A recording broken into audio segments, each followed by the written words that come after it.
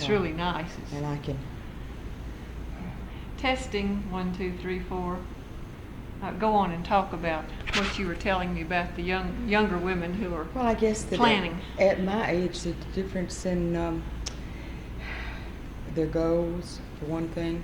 I think that women are more goal-oriented now than they were when I was young. Yeah. And they actually take something that they're looking at 10 years down the road and say, this is what I'm headed for. I'm going to do everything I possibly can from here until then to make that my dream or my goal come to fruition. I didn't turn the speaker off. This is an interview with Bettye Lowe, former member of the House of Representatives in the Georgia General Assembly, District 43, Position 2. That was one of the at-large positions for Fulton County. Right. One of 3 at-large positions for that district. And this is August the 19th. Now let's start, we want to look at your kind of political life, but let's start with some background. When were you born? Where were you born? Tell me something about your family, your mother, your father, and so forth. You know, give me a little. I was born April the 27th, 1933, in Dale County, Alabama, a little place called Skipperville, Alabama, about 10 miles north of the county seat, which is Ozark. My mother and my father were had grown up in that community. My father was a farmer. We later, when I was very, very young, moved to Auburn, Alabama, and he worked with Auburn University. I grew up in Auburn. Was he with like farm extension? No. What was he doing? He was with the university in the animal husbandry department. They taught people how to be dairy farmers. Yeah. That was a big thing back then. He is 77 years old, retired from Auburn University. My mother worked for the Extension Service, Auburn University, and she's now retired. They both still live there. I have one sister who now lives in Atlanta. She's 11 years younger than I am. My husband also grew up in Auburn.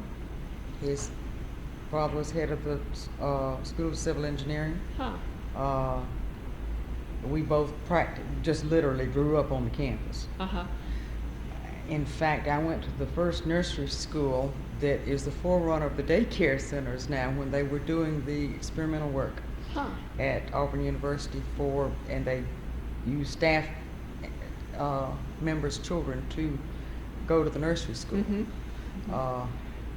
fact, there are 2 other girls that live here in Atlanta now who I went all the way through school with. That all 3 of us were some of the initial people of.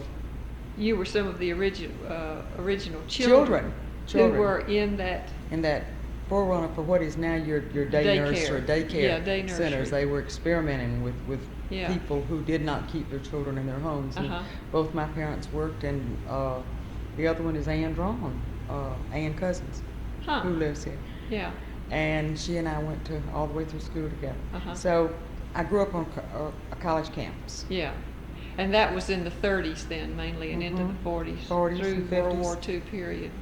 Yeah. Bring us on then up to, did you go to college? No. What happened? My husband graduated from college in 1949, and he went to the West Coast to work. And he came back in June of 1950. And we were married and went to the West Coast. I was only 17 when we got married. Where on the West Coast? Eugene, Oregon. Oh. Once again, a college town. Yeah. So he was with an engineering firm out there, and I went back to school. At the University of Oregon? Or? Well, I had a minor credit to finish in high school before they would give me my diploma. I ended up having taken 2 courses at the same time in high school, and they frowned on that. Mhm. And I had skipped one of my PE credits, so I Mhm. had to go back. It was very interesting. I had to go to Eugene High School to pick up a PE credit. My goodness. So I took 2 hours of PE, and then University of Oregon, and the rest of the time. Uh-huh. We were out there 18 months, and then were transferred back to Mhm. Jackson, Mississippi, and I went to Millsaps Uh-huh. in Jackson. I never got my degree. Yeah. I had 2 children in the meantime, and 2 miscarriages. Hmm. So then we left Jackson, Mississippi in 1957 and moved to Atlanta, and my husband and I opened what was then Lowe Engineers. Hmm. And we owned Lowe Engineers until 3 years ago when we sold it. It was a worldwide engineering firm. What kind of engineering is Civil it? engineering. Civil engineering. We mapped the world. Uh-huh. We were in charge of, well, we did all the design work for Highway 400 as an example. A lot of interchanges all over the country were designed by our engineering firm. Mm-hmm. West Virginia, Alabama, not any in Georgia. was a little bit sticky because we were both involved in politics, and as you know, State Department of Transportation has always been very political. Yeah. So we did some work here in the How state did of you Georgia. do the Georgia 400? That's Well, that was early federal on. or Well, yeah, part of it's federal, part of it's state. Mhm. This was before my husband was elected to office. Yeah. So that's some time back. That was some time back, right. Yeah. And we sold the engineering firm 3 years ago. My Mhm. husband retired. He walked in one day and he says, "I'm not ever going to work again." I said, "Wonderful." "What are you going to do?" He says, "I'm going to rebuild the pool house." And he did. Uh-huh. I thought he meant putting sliding glass doors on the pool house. He didn't mean that. He meant He was going to rebuild the pool house, and Yeah. he did. Uh-huh. And when he finished with it, he walks out here every once in a while, but he climbed that mountain too. So Yeah. he had done what he wanted to, but at the end of his project here was getting to a close, he went back to the office a few times, and he just decided he really didn't want to play those games anymore. Yeah. Now, is he still on the Fulton County Commission? He's That's still, right. so he's not Mhm. fully retired. He is retired from his profession, From his from profession. what has always been what put shoes on our children's feet. Mhm, mhm. In But- fact, it's very difficult to even get him to talk about an engineering problem with Uh-huh. his son. We sold an engineering firm to 5 people, Uh-huh. 2 of which are 2 of our children, Yeah. our oldest and our youngest. So he's really left that Completely. behind. Absolutely. Is he still engaged in his Fulton County Commission position? All the time. Fully engaged. Fully engaged, and this is the only thing that he does other than shoot skeet. Uh-huh. So Yeah. he's enjoying that. Uh-huh. Could you move back to the period when he was on the county commission and you were in the state legislature and talk a little bit about how a 2-politician family worked? On occasions with great difficulty. And when we would really tiptoe around each other, Uh-huh. and then occasions we didn't tiptoe, we screamed at each Uh-huh. other. But when I had been very active in the neighborhood groups Mhm. before he was elected. Mhm. I would take 100 people and go stomping down to the county commission and say, "You are not going to rezone." Uh-huh. So when he decided to run for the county commission, or when he was elected, I didn't pay too much attention to it until after he was elected. Uh-huh. I realized that if I were going to scream and holler, I had to really get it in another arena. I couldn't go down there and scream and holler at my husband and Uh-huh. expect to come home and him put groceries on the table for me. Uh-huh. And that puts it very simply. That's from the personal Yeah, side of it. Yeah, from the personal. Well, there couldn't have gone anything past the personal side. You couldn't. Yeah. You could not have had a professional side Mhm. past that. Mhm. You couldn't have gotten past that. Uh-huh. And I suppose it would have put him in a funny position too to have his wife down absolutely. seeking political You read things goals like that and, every once in a while. and he wouldn't on two be able- sides of an issue. Yeah. Now, not to say that we aren't often on two sides of an issue, but as long as we had different arenas, that made it a little more all right. Yeah. So I didn't go down and do anything with any zoning anymore. I handled some things with the city council. I was broached by a few people to be a lobbyist. Let's just call it what it is. I was a lobbyist. I tried to get legislation passed for different groups. Grady Would you Hospital. say what the groups Well, were? I can give you some What kinds examples. of I did groups? some things for Emory University. I did some things for Grady Hospital, the Prosecuting Attorneys Council for the state of Georgia, the solicitor for Fulton County. One of the big things that I did, I was working for the solicitor of Fulton County, completely separate and apart from anything that my husband might have going. I had worked around the political people enough that I had gotten enough of their attention that they'd sit down and listen to me. And I was brash enough to go in and insist that they give me a little bit of their time. Would you say by then you had a reputation as someone who knew what they were doing? And, I knew where the restrooms were. Knew how to get things done, and I were knew someone to be listened to. Right, and I had a great compliment once. I had a man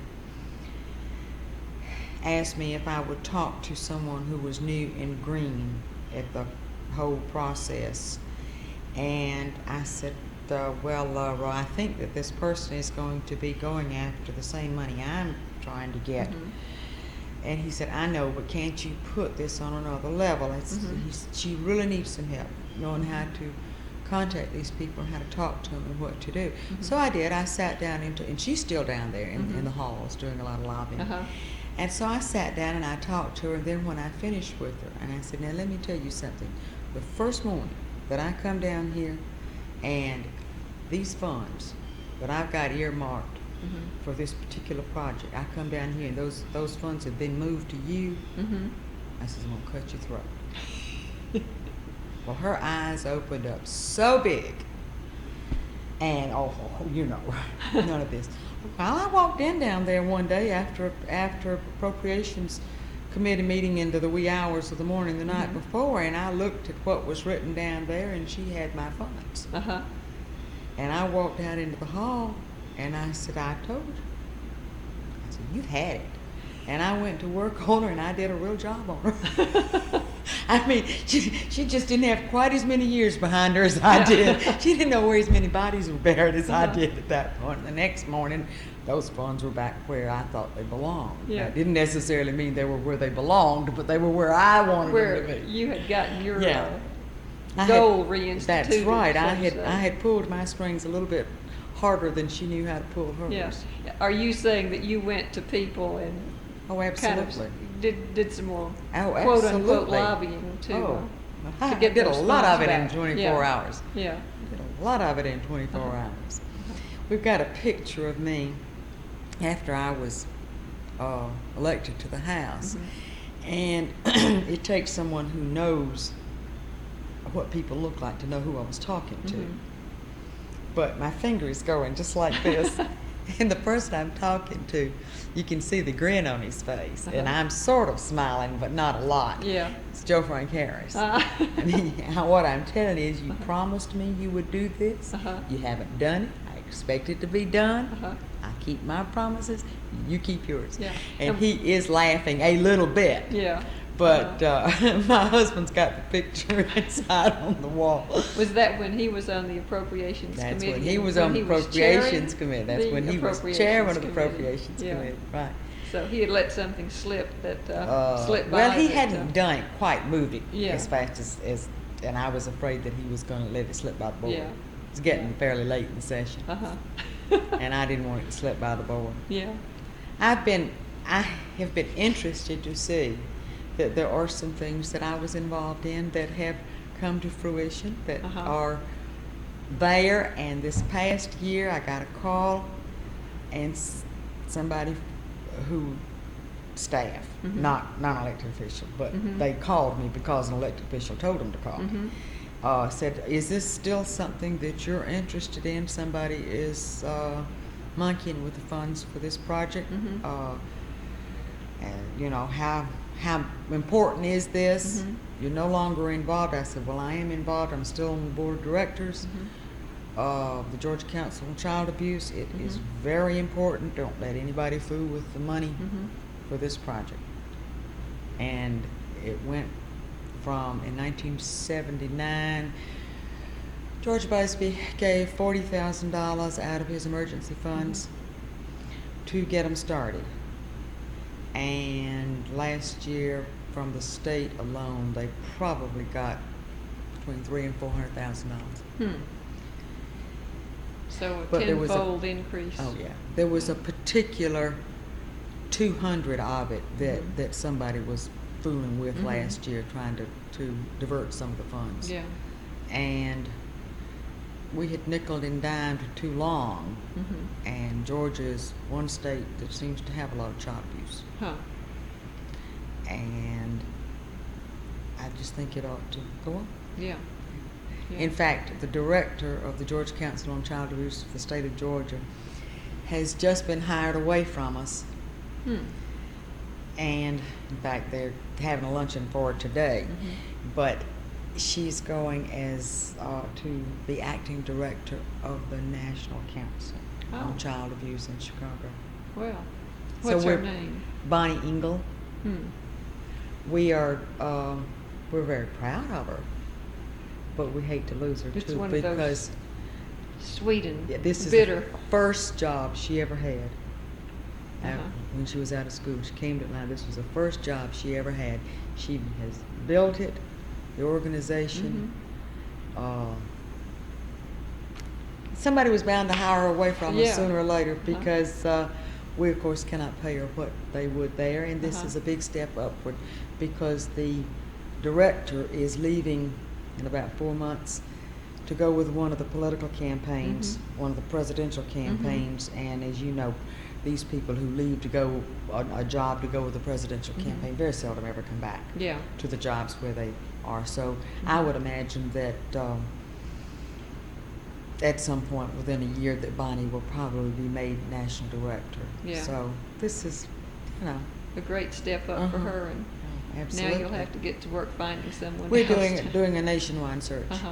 for someone Good. to take her place, not just the southeast or anything. Yeah. I think we're going to look for somebody nationwide. With our problem will be attracting someone of that caliber with the salary that's paid. Mhm.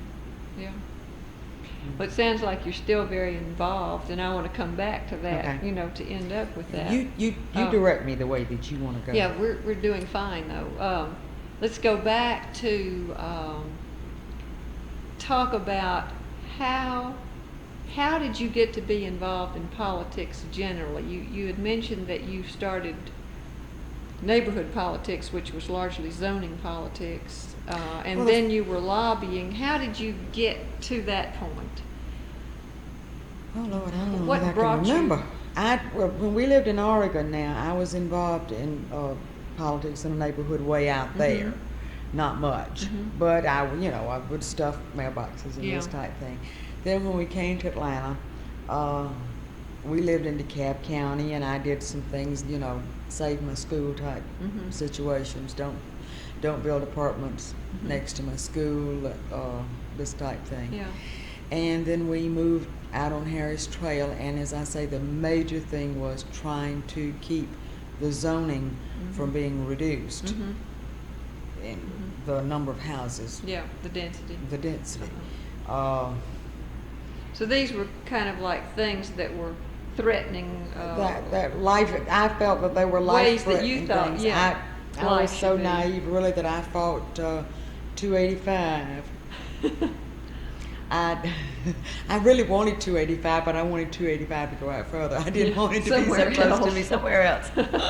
It's like having a landfill. We need a landfill desperately, but Uh-huh. nobody wants one, but somebody's got to have Yeah, one. yeah. And the North Side Drive 285 area was such a beautiful area. that was just beginning to build homes. It was wooded, it was, and I felt it was really threatened to put, when Charlie Barton put all of his buildings out there, he was the first one to start building.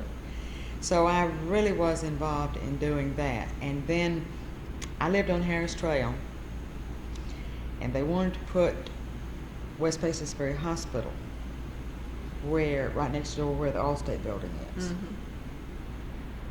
Well, I could have seen West Paces Hospital from my house on Harris Trail. I was on a hill, it would have been on a hill, and everything else was in between, of course. But I would have looked from my backyard and seen the smokestacks from West Paces Ferry Hospital. Well, it was fine with me if they built West Paces Hospital as long as they didn't build it on that side of West Paces Ferry. Yeah. Since we have moved from Harris Trail, they have done lots of things out there. Yeah. IBM has gone in. Really and, developed it out really there. developed it. Yeah. And I guess maybe they just didn't have people that were strong enough or were willing to fight enough in that particular neighborhood type situation. Yeah. I don't know. Yeah. But that is all city of Atlanta you see now. Yeah. That's not Fulton County. Right. Right. How did you get into the lobbying then for the other groups that you talked about, like Grady Hospital, a big university? It was how did more that in evolve? it was more in the medical. Okay, the solicitor of Fulton County was talking to me one day, and I said, "Well, gee, I guess I'm just going to have to really stay at home and behave myself now." And he said, "Oh, good heavens, we wouldn't want you to do that." He said, "I have got a piece of legislation that I need some help with, the Capitol this year." He says, "I cannot play an upfront role in it early on, and I need somebody there. Would you be willing to help me?" Also, he said, "I have somebody from the State Prosecuting Attorney's Council that is going to need some help up front.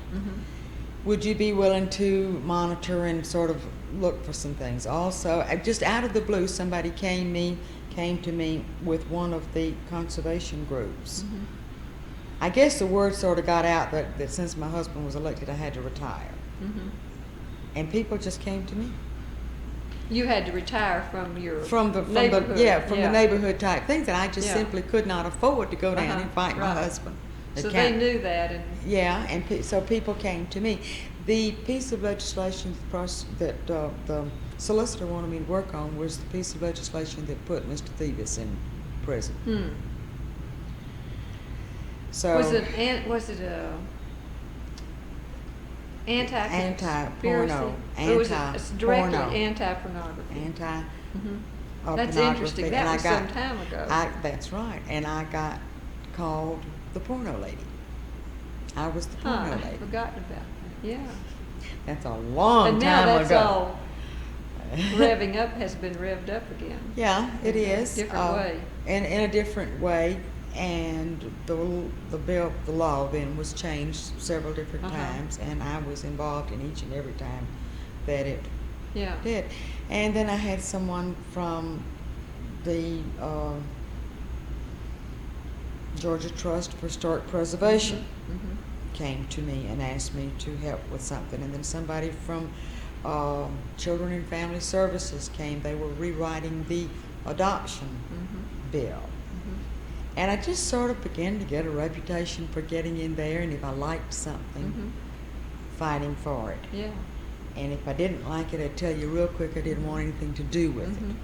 And one year when I was a lobbyist, I think I had 29 pieces of legislation. Wow. And I don't ever want to do it again. Would you also fight against certain kinds of things, or were Yeah. you do Oh both? yeah, I had some pieces of For and legislation, against. some things that I was so strongly opposed Yeah. that you could call it sort of being a gun for hire. That's what these lobbyists do down there. The Yeah. majority of them are paid guns. And I'm not going to say I didn't reap some benefit from some of these things, but I was not a paid gun. You were not A paid a lobbyist. paid lobbyist, yeah. I was a registered lobbyist. And I'm not going to say that I did not reap some financial benefit. But I was never on anybody's payroll per se. Right. And then there was a piece of legislation there that Emory University wanted to get passed, and this is a test that they do on newborn babies. And it must be done in the first 3 days of the baby's life. And with this test, that is done along with the PKU test, which is what they do to the blood test that you've seen babies who are sort of yellow, jaundiced. All right, every baby must have a PKU test in the state of Georgia, and this lets them find out why this is caused. And down the road, there are studies that they do. Well, this one particular test that they would do at the same time the PKU test was done, if they pick up that this child has this problem, then simply by a change of diet, they can prevent major mental illness in the child down the road. And it's a simple test to do. It simply costs a little bit of money for the state to do it, to insist that it be done on every child that is born in the state of Georgia. So that was another thing that was what one of the things I worked with Emory Hospital. But Emory and Grady, you see, are so closely connected. Right. And not much money had ever come into the Grady coffers from the state of Georgia. It was interesting, when I was elected to the Georgia House, George Busby called me in, and he says, what do you want to accomplish? And I remember, I was so frightened. I was so scared. I had always dealt with George on a one-to-one basis, but this was the first time I had ever dealt with him, me as a member of the House and him as Big Daddy the governor. Right. It was a totally different feeling. I mean, I had nothing to lose and nothing to gain before that. Really. I mean, if I didn't like what he did, I would tell him. Yeah. And since nobody paid my salary, I could say what I wanted to. And I felt the way I wanted to. But it was a total different thing when he called me into his office and said, as an elected official, what do you want to accomplish? Well, it sort of wiped me out. I didn't really, you know, if he had given me some inkling of what he wanted, I might have had an agenda. And I didn't have an agenda. And one of the things that I had said I wanted to do was to procure more funding for Grady Hospital. And one of George's stories and my stories is that when he asked me this, I said, well, I would certainly like to get some more funding for Grady Hospital. And he was standing up, and he had turned to pick up something in back of his chair, and he looked at me over his shoulder. He says, I certainly hope you broaden your horizons. And my favorite statement is, and I did, I gained 20 pounds and several inches in the rear while I was in the Georgia House. It was a broadening experience. Yeah. But I also helped get funding for Grady Hospital. So was he really, was that a negative comment on his part? He was telling me that I was not reaching far enough. He was telling me that I should have an agenda, that I should not look at, that I ought to be able to see the forest and the trees as well. And that was a tree in a forest. That was just one tree in the forest. I need to see the whole picture. I was inexperienced. I was really dumb. Was he telling you then to have a kind of program? You call it get an agenda. myself an agenda and bring it in and let's talk about it. And I did. And he was always very helpful. I will tell you this. If we're ever invaded, there are two people I want in the trench with me. One is George Busby, but the main one I want in the trench with me is Carl Sanders. Really? Let me tell you, that man's a fighter. And when he says he'll do something, he does it. You can believe him. You can put it in the book. If he tells you he'll do something, he does it. I saw George Busby and Carl Sanders stand in my entrance hall and shake hands with 600 Republicans one night. Wow. And I couldn't help but get tickled because Was this after they were both out of office? they were out of office and Yeah. I was out of office. Yeah. My husband was the only elected official in the house. But George and Mary Beth, now, Carl's wife, Betty, was not in town. Mm-hmm. But the three of them stood in my entrance hall and they Mhm. shook hands, 600 Republicans, to try to court them into coming to the city of Atlanta for the Republican National Committee Convention. Uh-huh. Didn't work, but we Uh-huh. all put it out there. That was part of the effort. That was to do that was the initial. Uh-huh. That was the initial move. Yeah. Was a function that we had at this house for 600 people. When was that? About 3 years ago. So for the '84 convention, you No, it was for No. the '88 convention. that far in advance for Oh, the yeah. '88. Mhm. I guess that makes sense. We worked with first of all, the Republican Party started it, Mhm. and then the Convention Bureau and the Chamber of Commerce got in on it Mhm. sort of late, and we ended up making it an effort by the Chamber of Commerce and the Convention Bureau Yeah. for them. Mhm. But the Republicans had started the initial effort. Mhm. But I'm really sort of glad they aren't coming here. I'm not real sure we're ready for them, and I'm just as happy that it's the Democrats who are going to They'll kind of run the. to fall flat on their face. They'll help run the Atlanta. first. What is it? Yeah. They'll be the first guinea pig, so Right. to speak. I'm glad that it's not the Republicans. Yeah. I met with some people with Delta earlier this week, Monday of this week, and the man who is doing the negotiating for Delta Mhm. for the Democrats. Oh, he is really crying the blues. Democrats are asking for everything. Hmm. Just give it, gimme, gimme, gimme. Mhm. And of course, the Republicans didn't do that. Republicans were going to pay their own way, sort of. Uh-huh. But it's an interesting thing Yeah. to watch. It is. What's going to happen?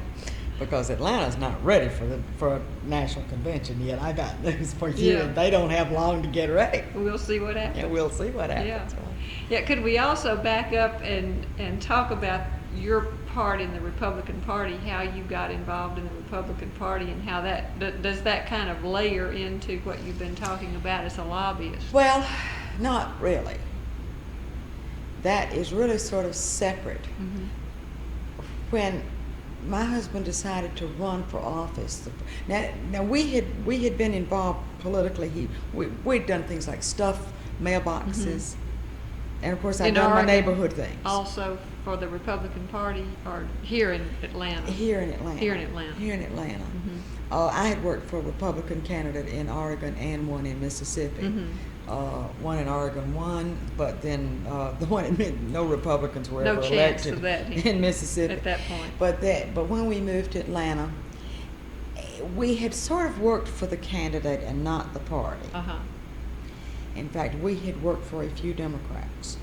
Yeah, let me back up again. And were your parents Democrats or Republicans? I didn't know there were any Republicans in the South. Okay.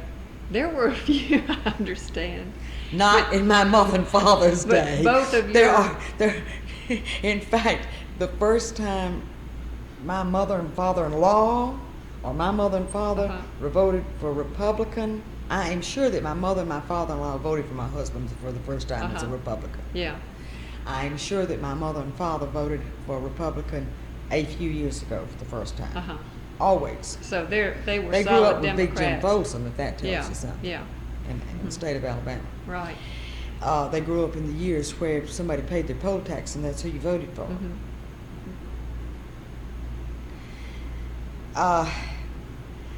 But our political involvement Mhm. early on was probably not Republican. Mhm. It was the candidate. More candidate oriented. We supported Jimmy Pilcher a long Mhm. time ago. I don't know whether you know who he I is or don't not. know. Okay, he ran for the Georgia House of Representatives. He also ran for Congress, if I remember correctly. We're talking about before Fletcher Thompson ran Yeah. for Congress, Yeah. a long time ago. Uh-huh. We probably picked the candidate that we liked and did a little fringe work. Mhm. And then in 1969, when a man was in the Georgia House of Georgia Senate, Mhm. died. Mhm. Then my husband walked in one day and he says, I think I'm going to run for his seat. Be a special election. I think I can win it.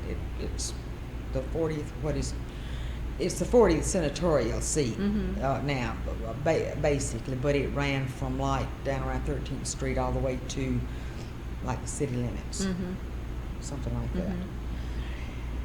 I mean, all of this area, Yeah. everywhere where From we 13th live. Street north. Yeah, everywhere where we lived, where we were well known. Well, the Republicans have always had to look at special elections very strongly because Republicans vote. There aren't very many of them. But they turn They out. vote. They turn out. The Democrats don't turn out unless they are turned out, particularly in this area. And you will find that in special elections, people will vote for the people they know. All right. My husband said, I'm going to run. Somebody says, well, you're going to have to identify with the party. And he says, why? It is nonpartisan because it is a special election. They said, you cannot run without identifying in some way with the party. He says, I have never been identified with the party. They said, you're going to have to choose. You're going to run as a Republican, you're going to run as a Democrat. Well, we got to thinking about it, and we saw that a Democrat couldn't win. So he says, okay, I will, quote, identify as a Republican. We had not been Republican Party members. And it was Tom who? Literally Tom From who? the party. From the Republican party. So we took all of the party material and we sort of split the party. There were 5 people that ran, if I remember correctly. I could be wrong, it could have been 7, I can't remember. Been too long. We took the party. Half of it went with the other 4, let's say, and half of it went with Tom Lowe. We split it down the middle. So he got like half of the We got Republican vote. We got 48%, not enough to win So, it. as you said, it was nonpartisan, so there were 5 people running, and he got Yeah, not enough to quite, win yeah. it, but to end up in a runoff. Okay, we were in a runoff with Earl Patton. And when it came right down to it, the Republicans voted for the Republican. They didn't vote for Tom who. But he only missed it by 1 percentage point, half percentage Ooh. point, something like that. Very close. Still, we took practically the same percentage points that we had before, but all of the people that had voted for those 4 voted for that one. Yeah. And he had run a statewide campaign, and he won. He served 1 term, and then that was, he didn't run anymore. Democrat beat him. And then it was not until later that Paul Coverdale came in and took the seat from the Democrat. Just wiped out the Democrat. Yeah. So after my husband ran for that, we were pretty much Republicans. We said we were Republicans, but somebody came to me and they said, let me tell you something, you've never paid your dues. You've never knocked on a door. You have never licked, sticked, and stuffed. Well, I spent the next 3 years, my husband had to go back to work and make a living. I mean, we closed the engineering office. We moved all the vice presidents into headquarters in Buckhead and ran a campaign. Yeah. We spent a fortune of our own money. 2 things: you don't ever turn money down, you don't ever spend your own money in political campaigns. We made all the mistakes. So for the next couple of years, I was busy licking, sticking, and stuffing. We went to every meeting. He was going to run again. We went to every meeting. We went to every convention. We had things at our house. We had things for young Republicans. We made our children get involved. I had 4 kids that could stick out their hands and shake hands and put on a public face better than anybody else in the area. Did they do that fairly willingly, or? once I they got didn't into it? ask them whether they were going to be willing They to did do it. it or not. They did it. They still do it. If one of them walked in the door this minute, you would see what I'm talking about. They're good. Uh-huh. But anyway, we did this, and then the next year, let's see, 1970, he made a real grave mistake. He ran against Charlie Brown. I mean, can you imagine somebody running against a household word, a comic strip character, Yeah. Charlie Brown, And was this for county commission? county commission now? So it was a countywide seat. Mm-hmm. Mm-hmm. The Democrats really wanted to get rid of Charlie Brown. Mm-hmm. They really did. Ivan Allen, Mills Lane, Mm-hmm. all of the big Democrats. Mhm. But they miscalculated. Tom Lowe miscalculated. Mhm. All of us did. And he lost. But he took about 40% of the vote Mhm. countywide, which was real good. Yeah, and Charlie Brown kept his seat. Oh, of course he did. Of course he Again. did. Again. Mhm. So then the next time he ran, he won. Mhm. And that was now what year? That was in 1974 Mhm. was the year he started. It was in 1973. But you see, this was reapportionment. Mm-hmm. This was when they went from 3 county commissioners Mm-hmm. to 7 county commissioners. And before they could go to that, they had a lawsuit, and they had to rewrite the reapportionment code for Fulton County. Mm-hmm. My husband dictated in a court of law downtown Mm-hmm. how that reapportionment would be. The judge stood there, and this is the funniest thing in the world to me. I sat there, why would a judge stand there and let this rank newcomer, who was not an attorney, dictate the words that were to go into the reapportionment plan? Mm-hmm. And it ended up having 3 countywide commissioners and Mhm. 4 district commissioners, and then he ran for the district commission, which is the 4th district Mhm. out here. Mm-hmm. John Ty Ferguson is the attorney for some of the authorities, and I sit on the elderly authority, and he and I josh back and forth every once in a while. John Ty was the attorney representing the county in that Mhm. case, Mm-hmm. and we had our attorneys there too. And you sit on the what authority? The elderly board, the Fulton County Board Elderly Oh. Authority. I'm chairman of the board. Mm-hmm. So we talk about it every once in a while. But my husband dictated the way the reapportionment plan would go. Mhm. So before I got mixed up in reapportionment 8 years ago, 5 years, whenever it was, Mhm. 1982, I had a little bit of experience with Yeah. reapportionment. Uh-huh. 10 years previous to that. Yeah. But then he ran in 1974, and he's held his Ever his since. seat since then. But there is no doubt in anybody's mind Mhm. at this point that we are Republicans. Mm-hmm. Right. You are now identified We and are. paid our dues. Yeah. In fact, when I was sworn into office, and the speaker was there, and he put his arm around me, and he says, "You know what? The only thing that wrong with this lady is that she is a Republican." And all the time I was a lobbyist. I never had to identify, you see, before Right. I was elected, Yeah.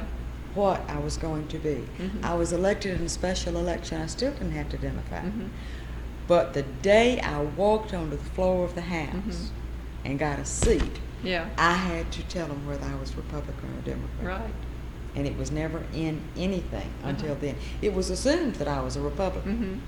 but I didn't have to say it until I went in and told them, so they could have my name tags and Mhm. everything printed, whether I was Republican or Democrat. Right. And they could count the numbers about majorities and minorities and so That's forth. right. Yeah. So that it was after I was elected that, I mean, everybody assumed, because see, mine was a special election. Yeah. You didn't have to declare. Uh-huh. But the speaker, that day when I was sworn in, he knew I was a Republican. Yeah. And your husband your husband had been told he had to declare, because at that point no one knew you all party-wise. You were not told you had to declare Everybody because by then assumed. you were already assumed to be. Everybody assumed that I was a Republican, but now I could have walked down Yeah. there the day after I was elected. I could have walked down to the Georgia House of Representatives, and when I filled out all the papers and told them what I wanted to do, I could have said I am a Democrat. But you didn't. But I didn't. Yeah. But I didn't. But it was it's interesting how the process is. I mean, it could happen. Right. It could happen. Yeah. Especially in these I know somebody who special is elections. thinking about running for something it will possibly be a special election. Mhm. He has run as one party. He is thinking about running in the special election and not declaring, and then declaring afterwards what he is, or running in the other election. Hasn't decided how he's going to work it yet, and I think it's interesting to watch. It is. Because he called me and asked me for my advice. My advice is for him to go and declare the other way and run, because he can win it and keep it that way. Yeah. He may have a little trouble if he does any funny work. Yeah.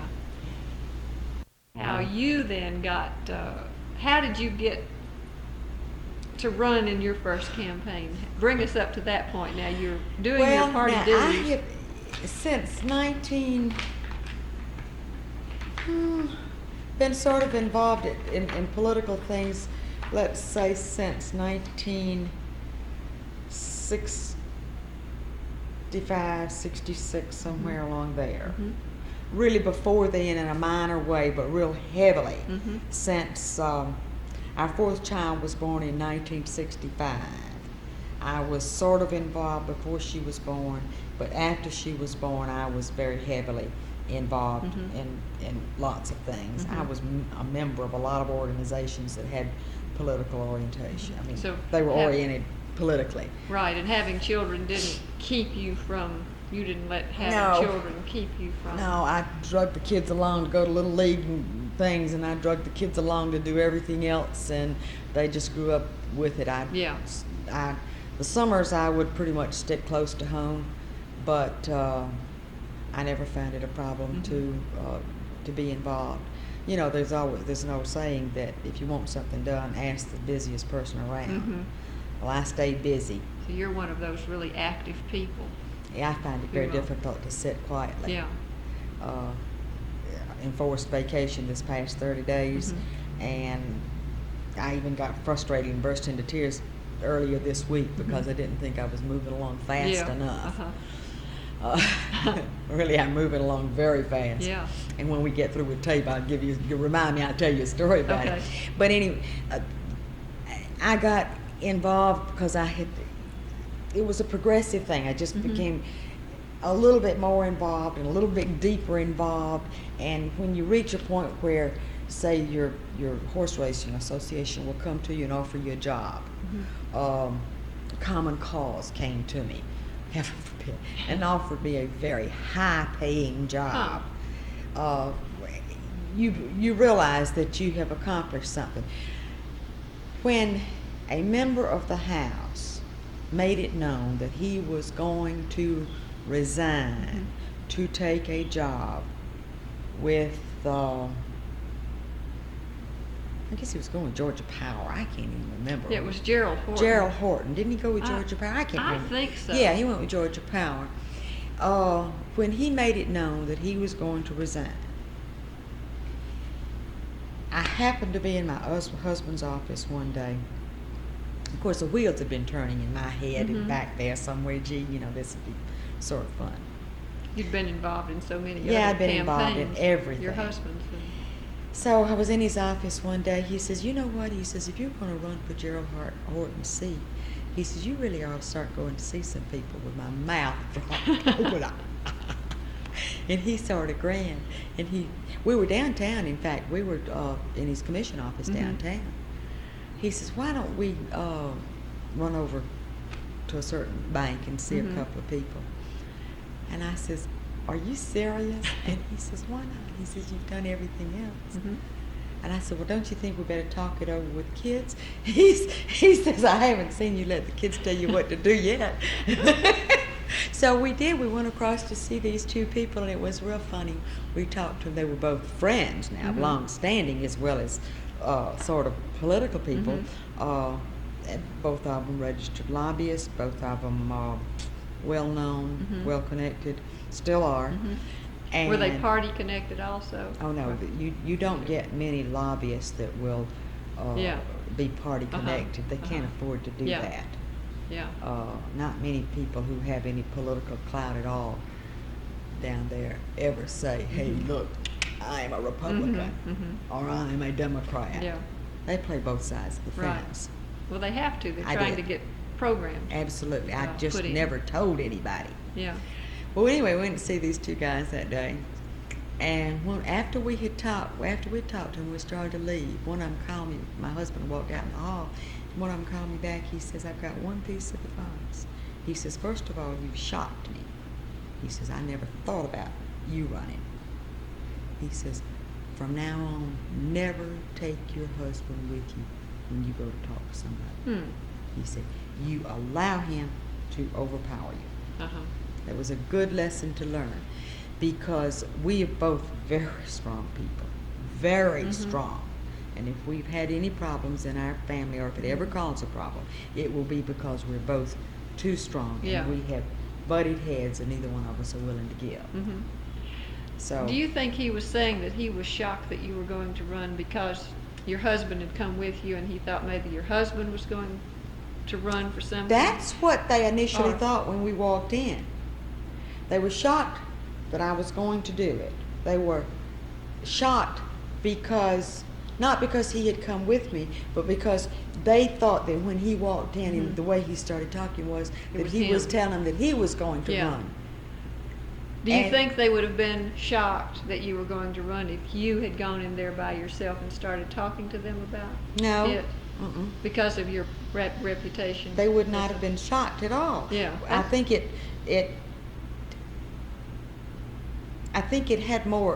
had a tremendous amount of impact Mhm. that he went in a positive way now. Mhm. Now, they didn't want me to take him to see anybody else because they felt like I ought to be able to stand on my own 2 Mhm. feet. Mhm. And they felt like I could do that very well. Yeah. But the fact that he was behind me so wholeheartedly Mhm. made a tremendous impact. Yeah. But they felt that the impact could be felt without him having his Mhm. physical presence there. Mhm. Mhm. And they felt like that there were times when it would be a detriment. Mhm.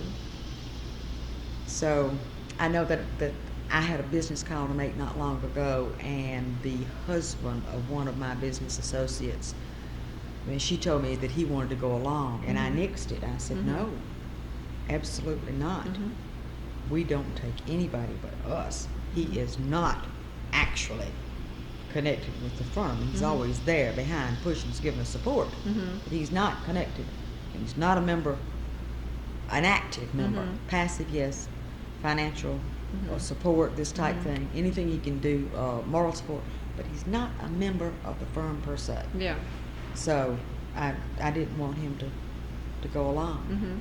So it was a lesson that I had to Mhm. learn. I couldn't lean on Tom Lowe. Mhm. I really couldn't lean on him. I mean, I had to pay for my own mistakes. Yeah. There were many. Mhm. So now tell about how you then got into your campaign, how Well, you we ran it. kept waiting for Gerald to make up his mind. Mhm. And it looked as if Gerald were going to try to hold around until they didn't have to have a special election. Hmm. That they could do it the next general election. Mhm. It looked like he was going to try to do that. Then I think George Powers sort of put the on him. You either do it Mhm.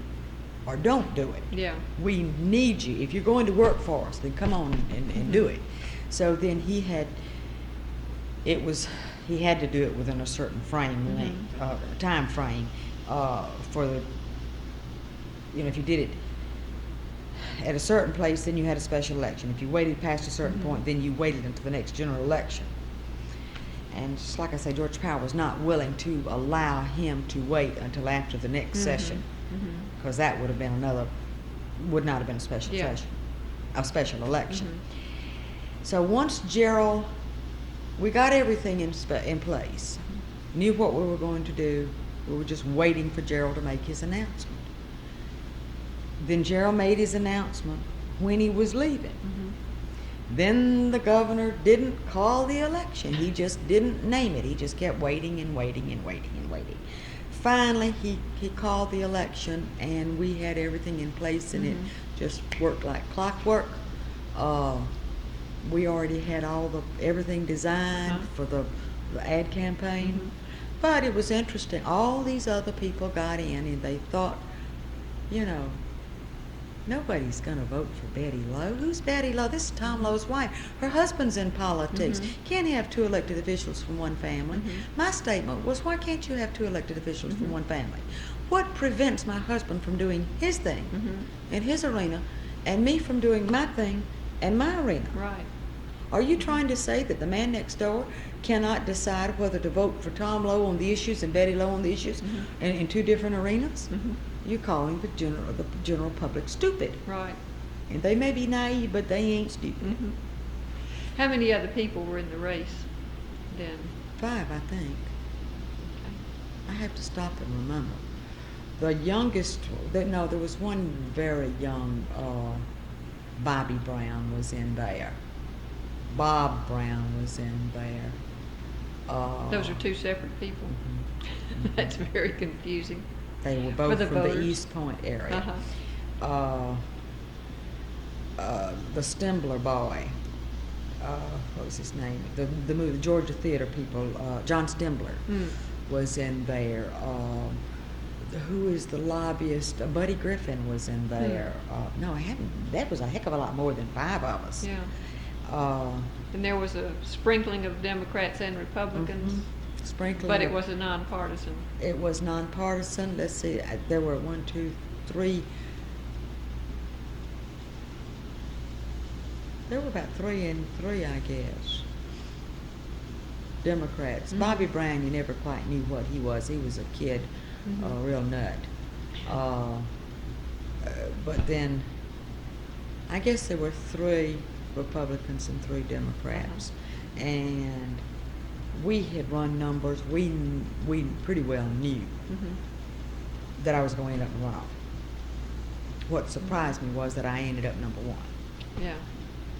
You always would rather play catch up than you had to lose. Had it to lose. Yeah. And I had it to lose. And I was placed with a black man. And this was scary as hell, if you want to know the truth. At that time in our life, people were leaning over backwards to do the right thing racially. Yeah. They didn't want any racial stigma on the people, the city of Atlanta and Fulton County. I mean, it was tough times racially. We would just begin to come into our own. And after the election, I will never forget my opponent telling me, he said, "You do not know how scary it was to stand up next to a white female articulate woman." Just crossed my eyes. I says, "You have no idea what it was like to stand up next to a good-looking black male attorney who was more than articulate, who had served in the General Assembly." I says, that was the scariest thing I'd ever had to do in my life. And I think the funniest thing that ever happened was both of us went to Mountain Park one night. Neither one of us knew where Mountain Park was. And once we got there, we didn't know what in the hell they wanted with us. And you have never, and we didn't know what we were talking about, either one of us. Nobody had prepped us. Nobody had given us a subject, and they asked us questions that neither one of us till this day could answer. The funniest, the most horrible experience of my whole political career. Yeah. I mean, I couldn't even pick up garbage to talk about. It was like, duh. And it was for him too. Yeah. That's That's interesting. excruciating. Yeah. And as my husband said that he lost Mountain Park this last election, he says someday Mountain Park's going to need a road paved. I wiped Mountain Park out of my mind, except for that one experience. They are still wiped out of my mind. Mountain Park, where's that? Yeah. What kind of campaign organization did you have? Oh, I Did- had a real good campaign organization. Was it My- fairly organized? You know, did you have quite a few people working together? Oh, and yeah. Pretty big race then. Oh yeah, all over the county. Mhm. We had people designated for each different area. Mhm. We have always done things by house districts Mhm. on all the campaigns. Yeah. We had house district chairman.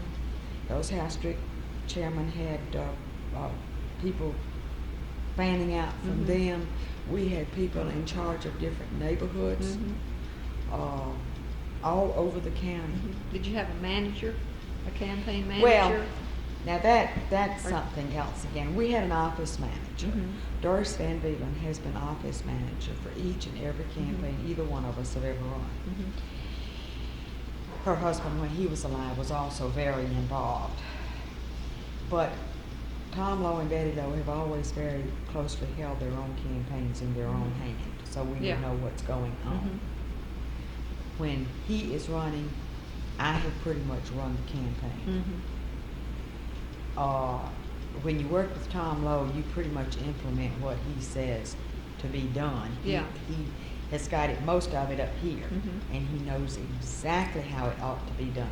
We have tried so many times to have somebody, say, in charge of the sign campaign, Mhm. and we have found what you need is someone to go put those signs up. You need someone to go do the work. Yeah. He and I handle the campaign Mhm. better than anybody else. Yeah. We've done it so long now, we know how to pick up the telephone Mhm. and do it.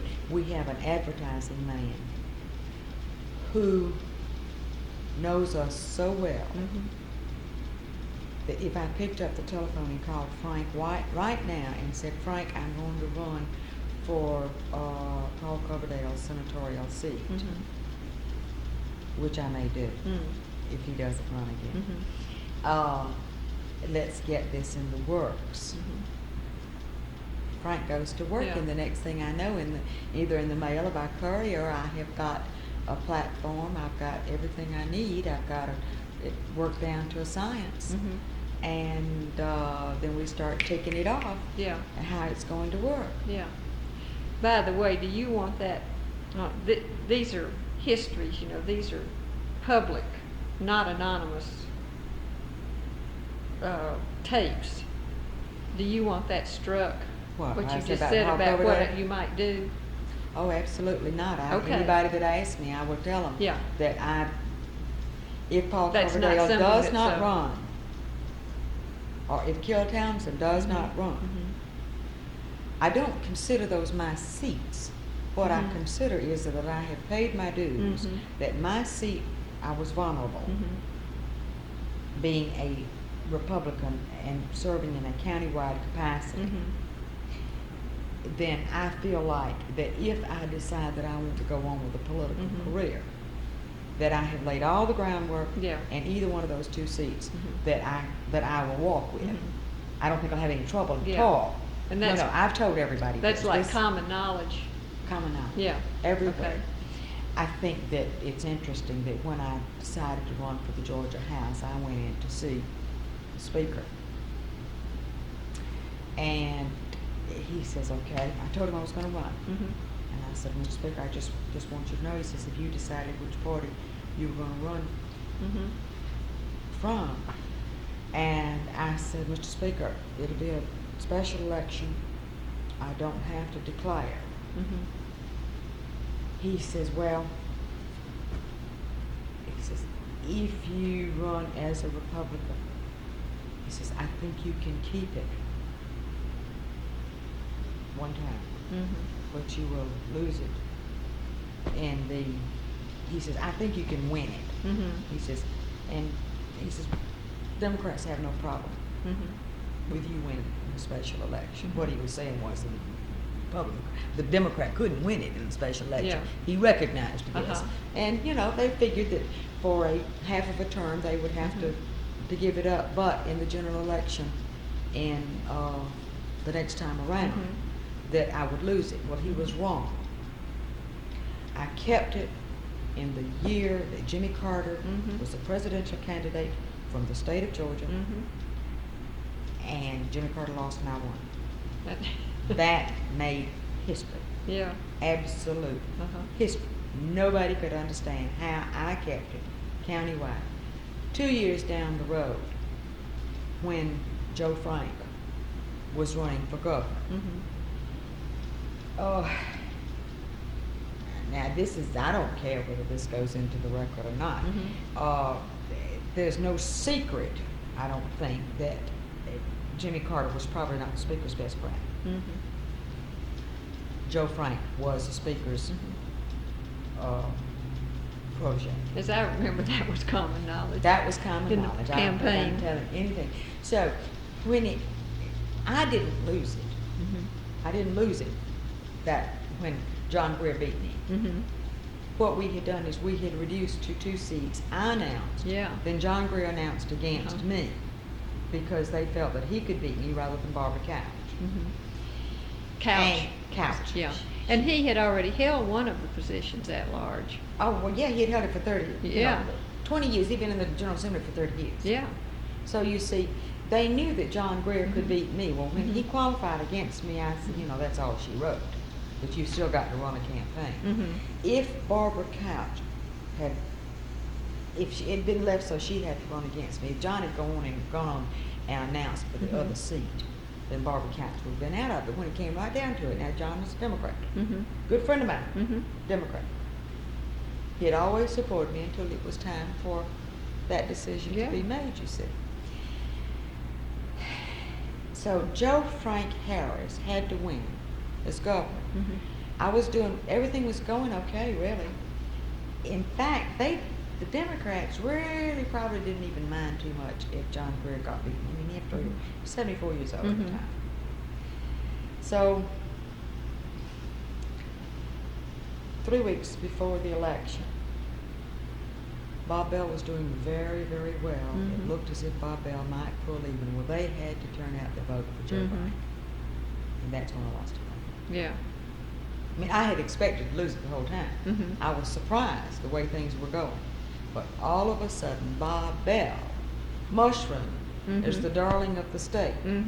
Well, when that happened and it began to get out, the Speaker started putting screws on for Joe Frank Harris. Start to crank the wheel. Man, he cranked. They moved him in on buses, every street corner, everywhere. And I would have people come up and apologize to me. I'm sorry, I've got to do it. The screws have been put on. What can you say? Yeah. So I didn't lose it. The Democratic Party won it. Yeah. Is what it what it was. I have heard that John Greer is not going to run next year. I don't think I'll run for John Greer's seat. I think I'd be catch-22. Yeah. I think it'd be the same situation all over again. I would win the special. I'd keep it for one term. Then when whoever the Speaker is going to run for governor is anointed, they could lose it again. Yeah. Because it is that at-large, it is an at-large position for the whole county. The only thing that would be different would be we're going to hit reapportionment again, you see. And even if reapportionment, I mean, that was really a horrible thing to go through, the reapportionment period. There's no guarantee that Killian Townsend and I would be in the same, would not be in the same district, you see. So I don't think that I will do that. I think that what I will do is if Paul Coverdale does not run again, then I will run for his seat. If Killian does not run again, I will run for Killian's seat, because Killian just lives 2 blocks down the street. Depending on how the district lines get drawn as to which district you end up Well, in. I will probably next year, you see, run for either one of the 2 seats if they don't, and then I will help draw the lines. I don't want to, but somebody's got to do a dirty job. And if you're there, you're part of it. I mean, somebody's got to do it. Yeah. Why not? Okay, so we've got you elected, and having served and now beaten by that Democratic machine when Joe Frank was elected. Let's talk about when you were in office. Go back to when you first got your seat, and how did you approach your first term in office? You'd been a lobbyist down there. Did you feel like you kind of knew the ropes, or was it like a whole new ball game since you were now a I knew where the legislator? I knew where the restrooms were, but you see it from a totally different perspective. Your story When about you're George Busby on the floor indicated that. and Yeah. when you're out here. Mhm.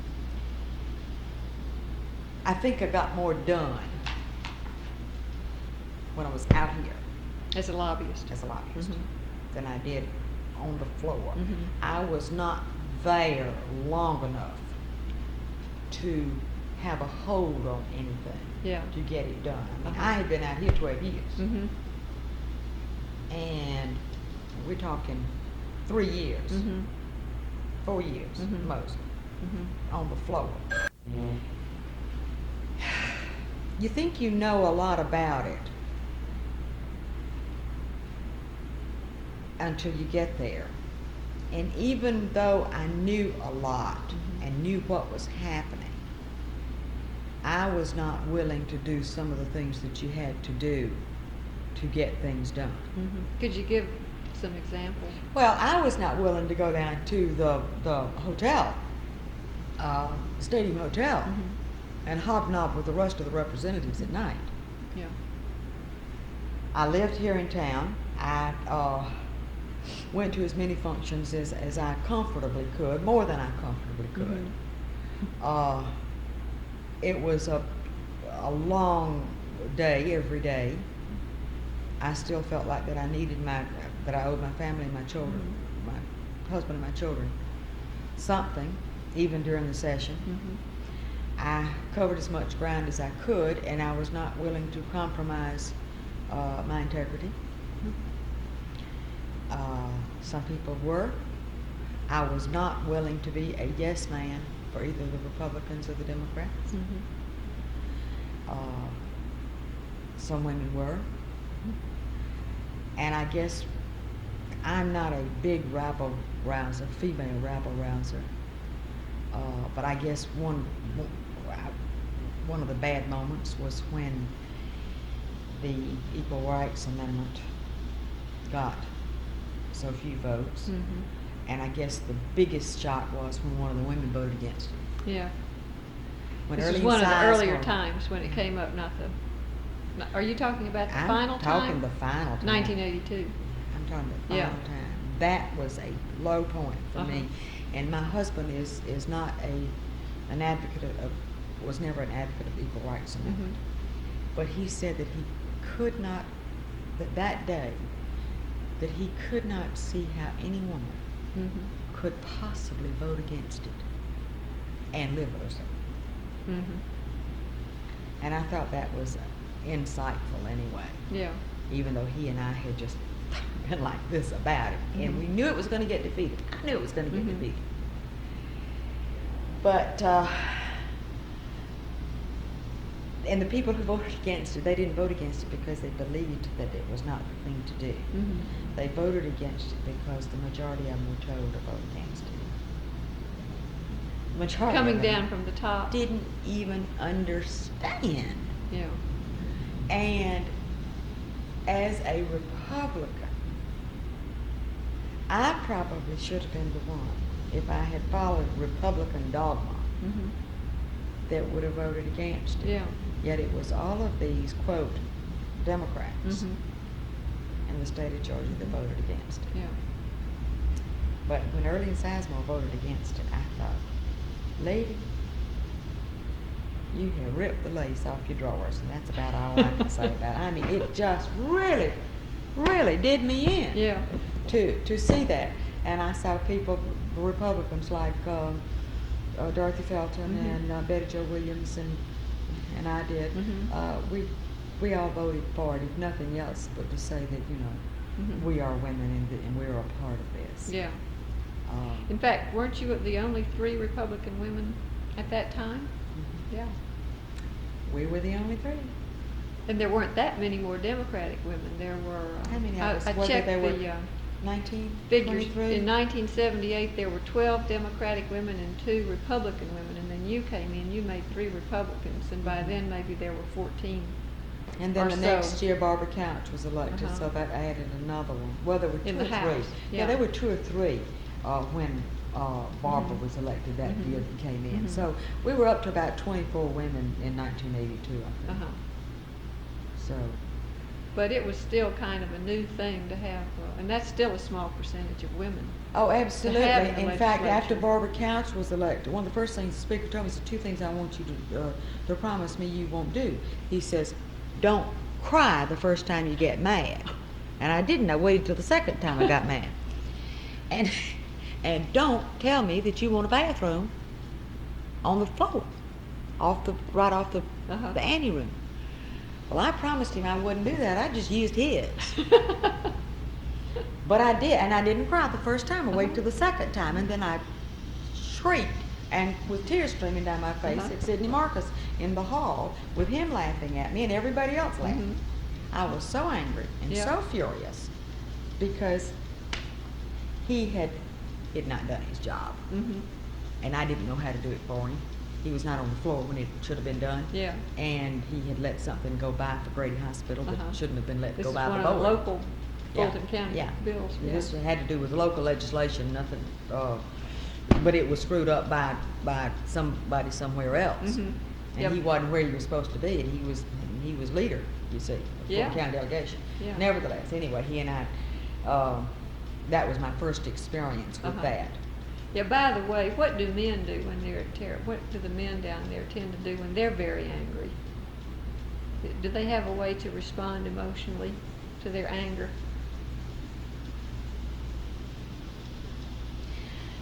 Same way they do any other way, I think. They use profanity. Uh-huh. They use, they think nothing of having an emotional outburst, Mhm. shaking their fist at people, Yeah. their finger at people. They get red in the They face. get red in the face. They just don't burst into tears. They don't burst into tears. So, the speaker told me, it's the first time you get mad, now don't you cry. Mhm. And when the tears were running down my face, it was not a boo hoo hoo hoo Right. type thing at all. I mean, I just got so angry that I Mhm. was standing there and they were just Yeah. pouring down my face. Yeah. And when Sydney realized that I was not crying now, Uh-huh.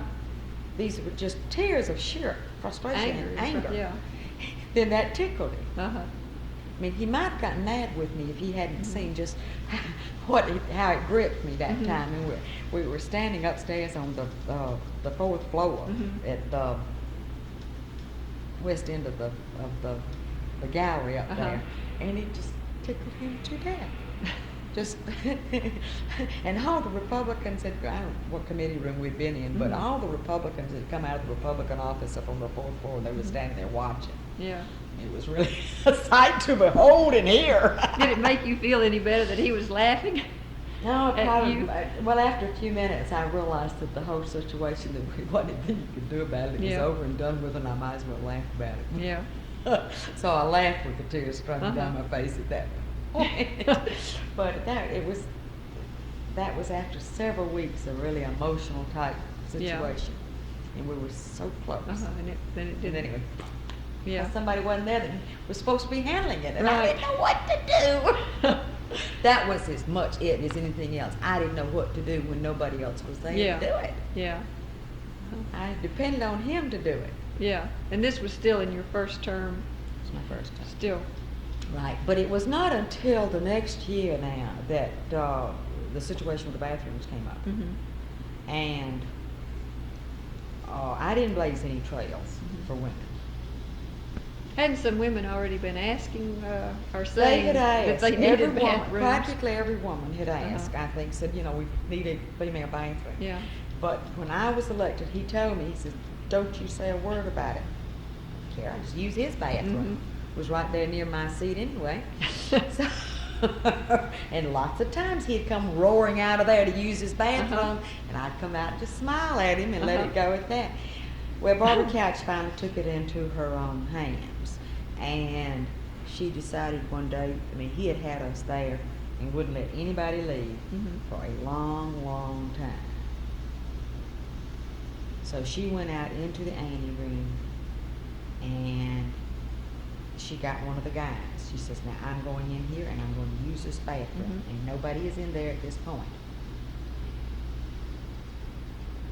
You stand out here. I've got to have a look at it. She said, but I can't, they won't let us leave the floor. They won't Mhm. let us leave. I'm going to the bathroom. And she went in, and sure enough, here came the speaker wheeling in. He had been off the floor. Mhm. The speaker pro tem was on the Running the show. the house, and the speaker came whirling in that door, and the speaker tried to go in there. And there that guy was, Mr. Speaker, don't do it. Don't go in there. Don't go in there. What are you talking about? Don't go in there. Get away, boy. And he says, Mr. Speaker, don't do it. And about that time, Barbara walked out. I was across the room. I mean, I knew something was going on, and sort of it was running like wildfire around the floor. Mhm. What had happened? But I couldn't believe it. He turned purple, literally purple, with that cigar in his mouth. Uh-huh. From here up, I mean, I have never seen him so red. I've seen him throw cigars Mhm. over his shoulder Yeah. and turn red. But the next day, they started working, dividing the bathrooms Huh. to make a women's bathroom. It finally got across that women couldn't sit there with their legs crossed Yeah. for hours and hours and hours. Mhm. That we needed to be able to go to a restroom. Mhm. So we did. We got a very, very small cubicle, but at least you could go in there and run a brush through your hair Yeah. and go to the restroom. Mhm. A one-holer. A one-holer. I can't, was it one holer or two? I think it's just a one-holer. What difference does it make? It was a physical It was a change. thing. It was a change. Yeah. So every change for women in the Georgia House of Mhm. Representatives has come by very with great difficulty. With difficulty. Great difficulty. Yeah. Yeah. Yeah. On that same point, now that there are more women there, have you seen changes come a little more easily? Do you think things have changed down there I don't know. in that regard? I don't know. Have you not been around down there? The first year after I was no longer in the house, I went down a couple of times. The next year, I think I went down once. Then I didn't go, the next 2 years I didn't go any. This past year, I went down once, but not for me. My business partner was supposed to meet Paul Codell Mhm. in the press gallery. She'd never even been in the Capitol. Mm-hmm. And so I went and snuck in the back of the house and told some people hello during the Mhm. session this year. But I have not been back down Yeah. there for any reason. If I had anything that needed to be handled or somebody that called me and asked me to do something, I could do it by telephone. I knew Yeah. that Yeah. without having to go down Uh-huh. there. So you really can't judge I if can't things have judge changed. how things very have much. changed since there are quite a few younger people there, and the change of opinion and attitude toward women. Lots of places have changed. Mhm. Maybe so. I hope so. Mm-hmm. But you got to Maybe realize you'll see. the speaker's still there, Yeah. That's and right. I love him dearly. But he is from the old school, Mhm. and he just keeps a very firm hand on Mhm. everything. Mm-hmm. Yeah.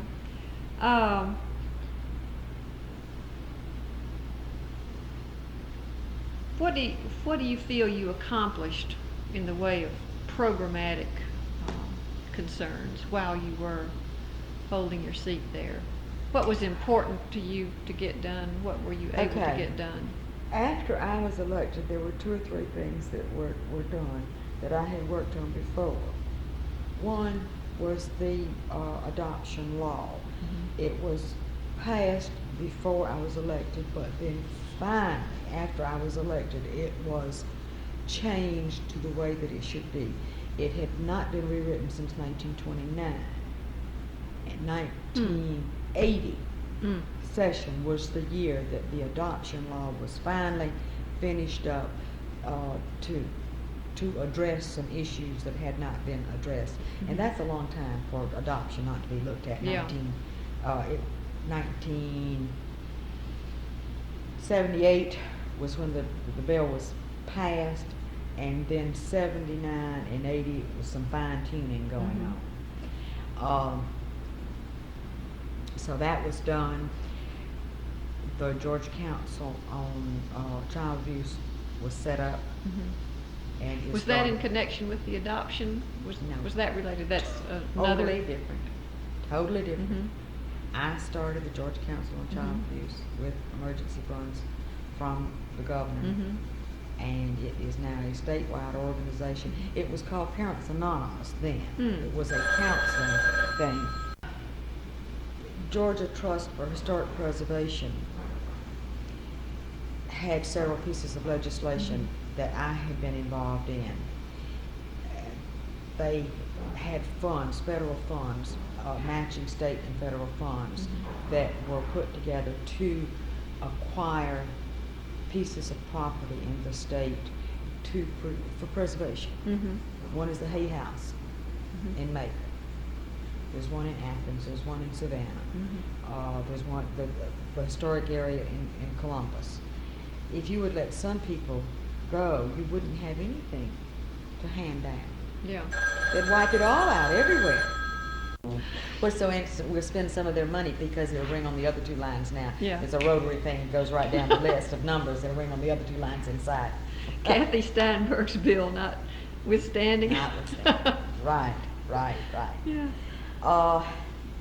Let's see, what else? The funding for Grady Hospital. Yeah. I was there the first time they got $250,000 for Grady So- Hospital.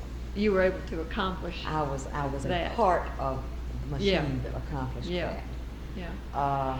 Yeah, and in fact, you were on banking and finance and public Banks and safety, banking, and that was an public safety. appropriations type measure.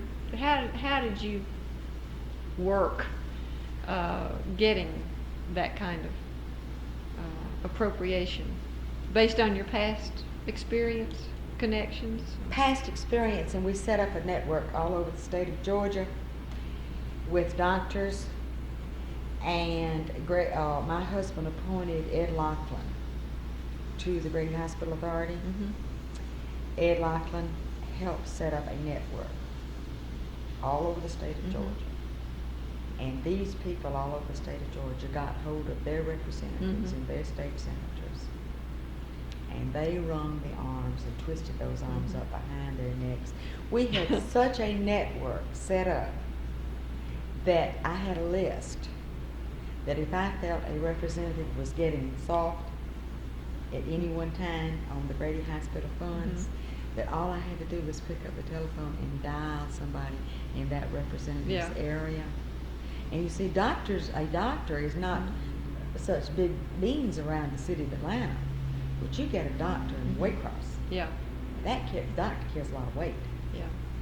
And that doctor would get hold of Randy Carr and say, Randy, I trained at Grady Hospital. Grady Hospital has got to have the funds to continue training these doctors. You have got to see that it is done. So we had a wonderful, wonderful network all over the state of Georgia for that. Pure grassroots. Pure lobbying. grassroots. It was that we set it up the same way that we took what I had done lobbying and set it up so that the Fulton County delegation could work with it, and still it just branched out all over the state. It was sort of a fun thing to watch. We did it that way, and that was the same way we worked with the funding for the Emory Hospital for the testing of all the children in the state of Georgia. Yeah. Let's see, what else did I do that I was interested in? I thought of something else the other day. Oh, I rewrote the legislation. It didn't have my name on it finally. It finally came through the Senate, but I was the one that rewrote it for the private detectives in the state of Georgia, the licensing for the private detectives. I helped hold some of the professional boards in place. The state of Georgia wanted to,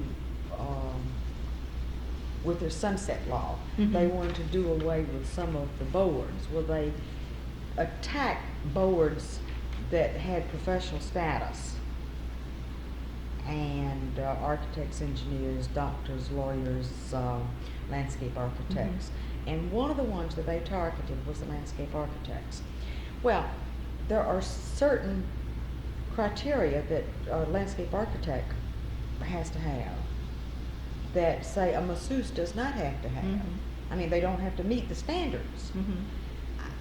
If they want to do away with all of these peripheral boards, that's fine and dandy, but don't take any of your professions. Yeah. Because if, say, an engineering firm has a federal contract for a highway somewhere, that engineering firm will have to employ a professional landscape architect to design the landscaping for the sides of the expressways. Yeah.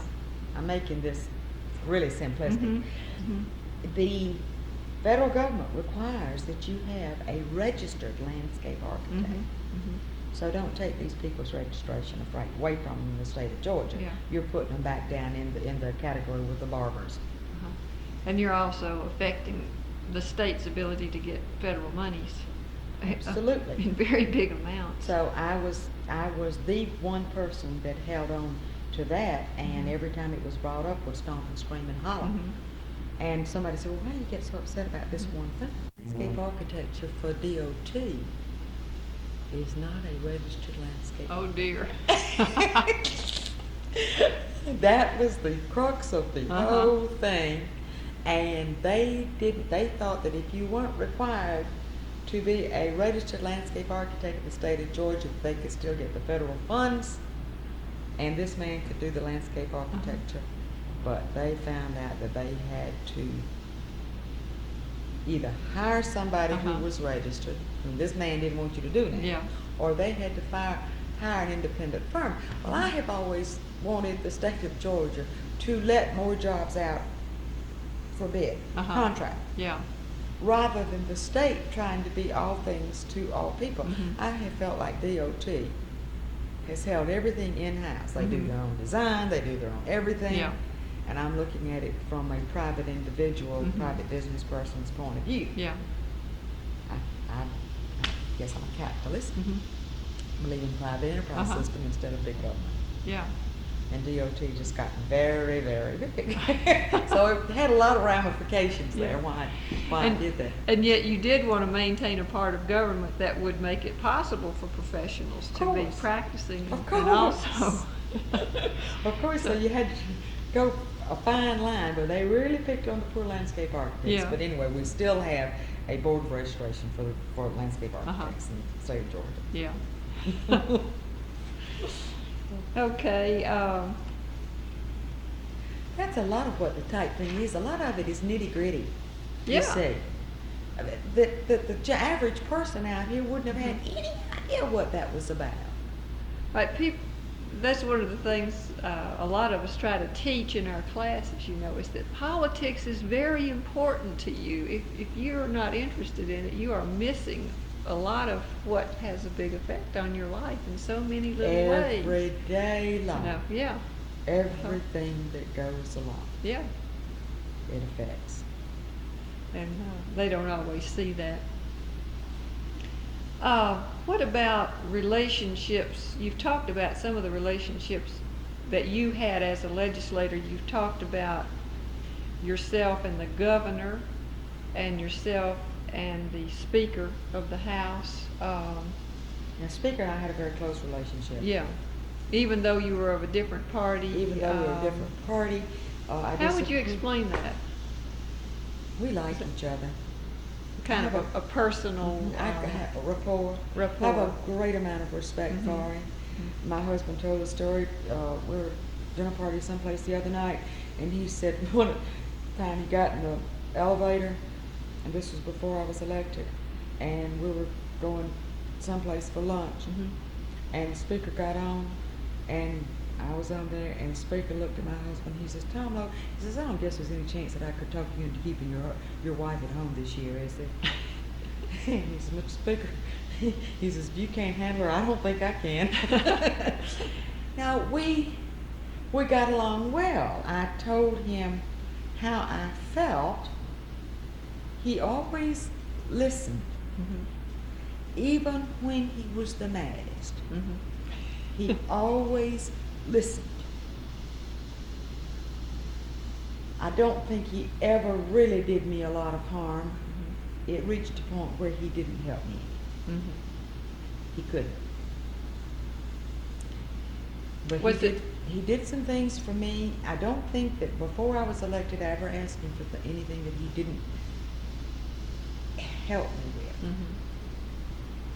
Everything that I asked him to do was something that I felt needed to be done, that was good for the area that I lived in.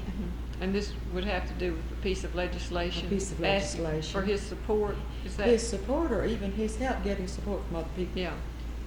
Yeah. His support in getting something for the area where I live. I will tell you this, I never supported a piece of legislation that I didn't believe that it was good for the area that I lived, but it had to meet another criteria also. It couldn't hurt another section of the state in being good for the area that I lived in. Yeah. So I had some fairly high criteria there that it had to meet. I'm an avid reader. I read legislation. Other people didn't read legislation.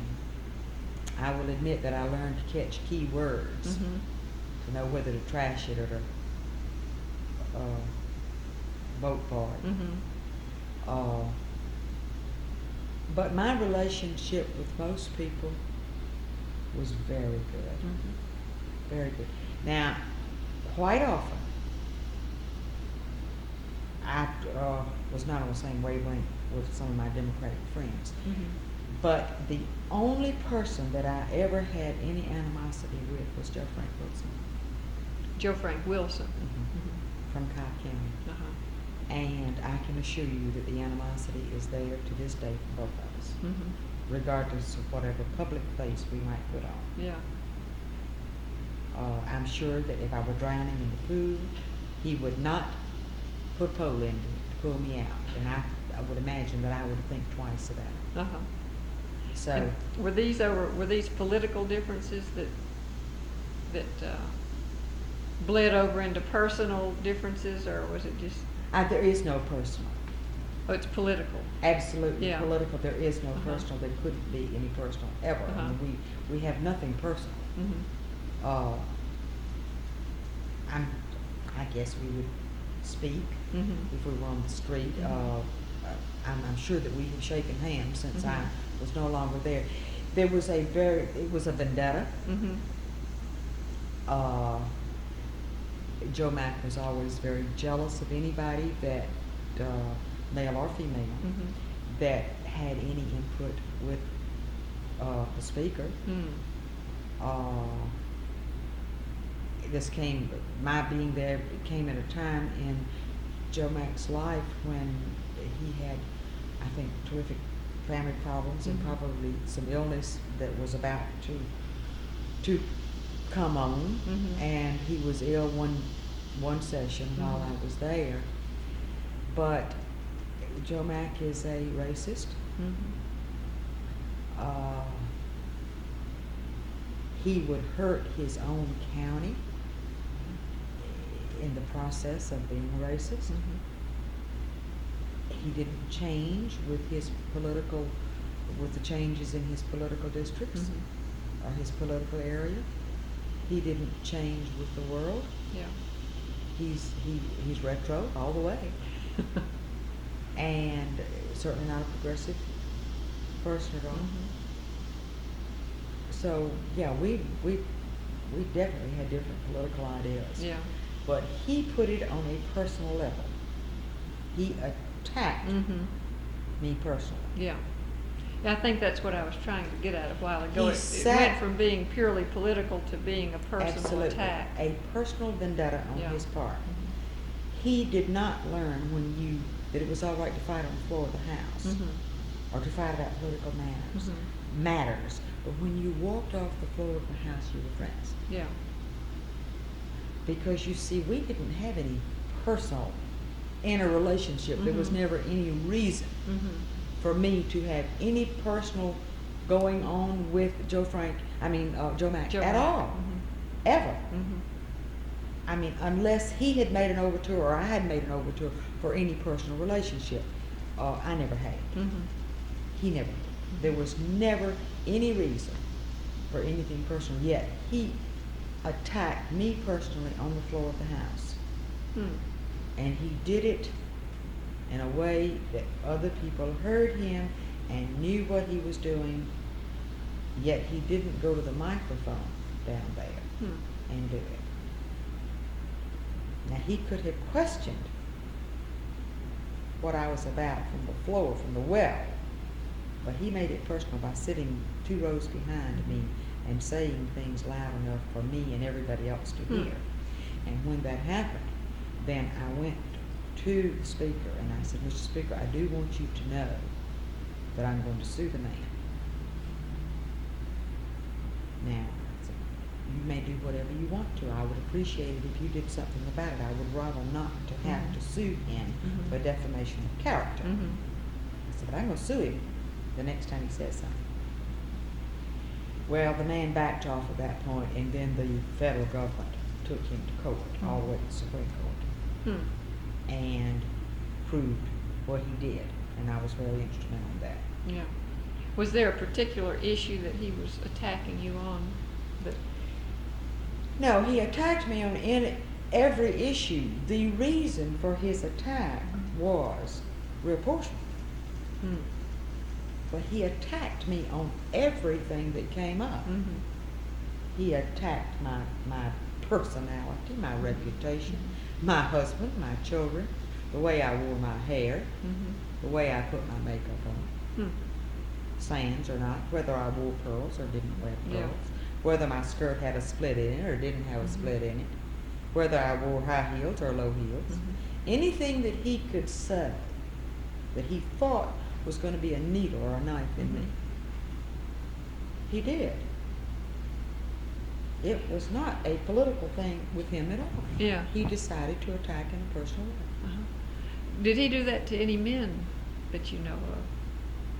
Because all the things you just He said said were womanly things. kinds of things he was attacking you on. He said the same type things about men. Mhm. If there was an issue, a political issue,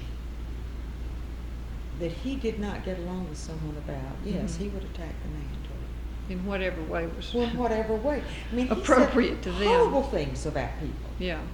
He really said horrible Mhm. things about people. Mhm. I mean, he would have Billy McKinney sitting next to me, Mhm. and he would make racial comments Mhm. loud enough for us to hear them. And I cringed, Mhm. but I don't know why. Why I would have. I mean, I was cringing really for Joe Mack that he Mhm. would say something Yeah. like this, when my empathy was really with Billy. Yet Billy didn't need my empathy. Yeah. You see what Uh-huh. I'm saying? Yeah. Uh-huh. So, but it was a very uncomfortable time. Mhm. I redrew the reapportionment plan for Fulton County. Mhm. And this is interesting. I mean, you may want to know how this happened, or whether you have time or not. But those we- are always very interesting politics. But the way Describe it it. happened, it was the right way. Mhm. Finally, I tried every way I could think of to get along with everybody. Mhm. Everybody from Grace Hamilton, Mhm. which, by the way, she should have been defeated. Mhm. She was, and she And- should have been. And she was. Yes. Uh-huh. Grace Hamilton, I tried to work it out with her. John Greer, everybody. Joe Mhm. Mack, everybody. Mhm. I tried to work it with, to cut myself a district. Mhm. I tried to work it to not cut myself a district. Tried every way I could to work things out.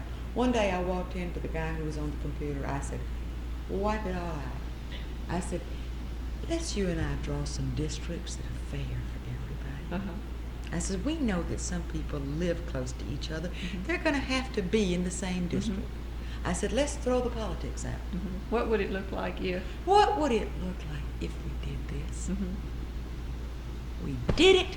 We spent hours and hours and hours on it. And the more it became apparent Mhm. that this is the way it ought to be, the Mhm. more excited I became. And the kid on the computer, he was so funny.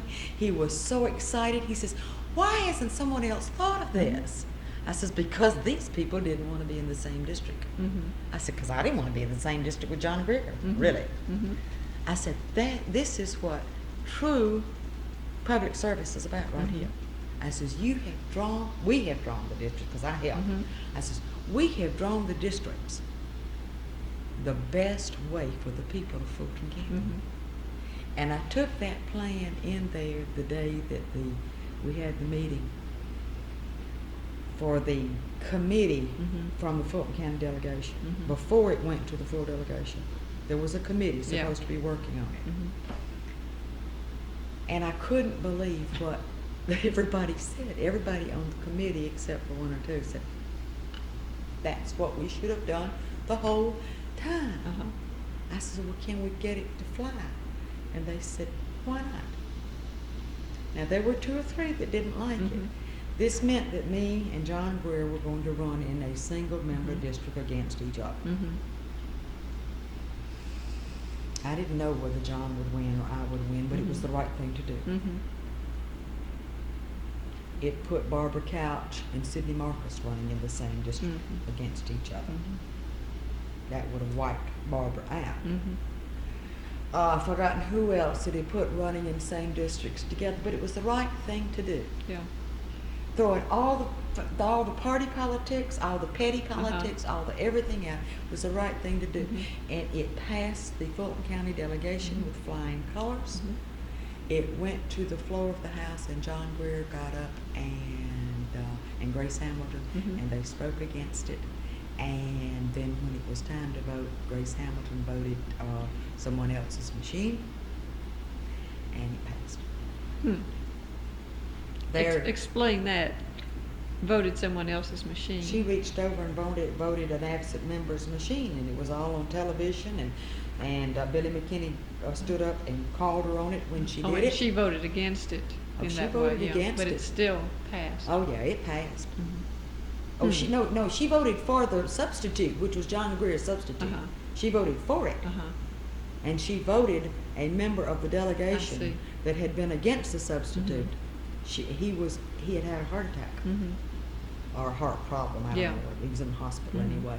And she reached over and she voted his machine. Hmm. He hadn't been there for 2 weeks. Hmm. So that's how that happened. I Yeah. mean, our plan, that plan Uh-huh. that was conceived, throwing all the politics out Yeah. there, It's interesting. was the one that passed the delegation, was put into the reapportionment document, Mhm. it passed the big committee, Mhm. and was put in the document, went to the floor of the House, Mhm. and John Greer sponsored an amendment Mhm. to take it out, and that was when it was defeated. Yeah. The 2 other groups in the legislature I wanted you to talk about. You pretty much shown how you worked with your county delegation. What about issues on which you work with your party in particular? Were there any of those? And what about issues on which you work with other women? If there were any of those kinds of things that you would say? Every time there was a piece of legislation that particularly benefited women, the women would get together Mhm. and talk about it. But let's face it, there were not enough women to get anything in particular passed. Certainly no majority. No majority. So and none of the women were strong enough to twist any arms Mhm. on a woman's issue. Mhm. We did on occasions have some things that we got a lot of support on Mhm. for women, and I worked well with the women to the best of my knowledge. Mhm. I can't remember any times when I didn't. I Mhm. certainly felt a great amount of respect and understanding for the other women. Mhm. Now, maybe I just assumed that they had that same amount of respect and understanding for me. I don't know, Mhm. but I certainly had it for them, Mhm. and I was certainly willing to work on any sort of legislation that benefited women.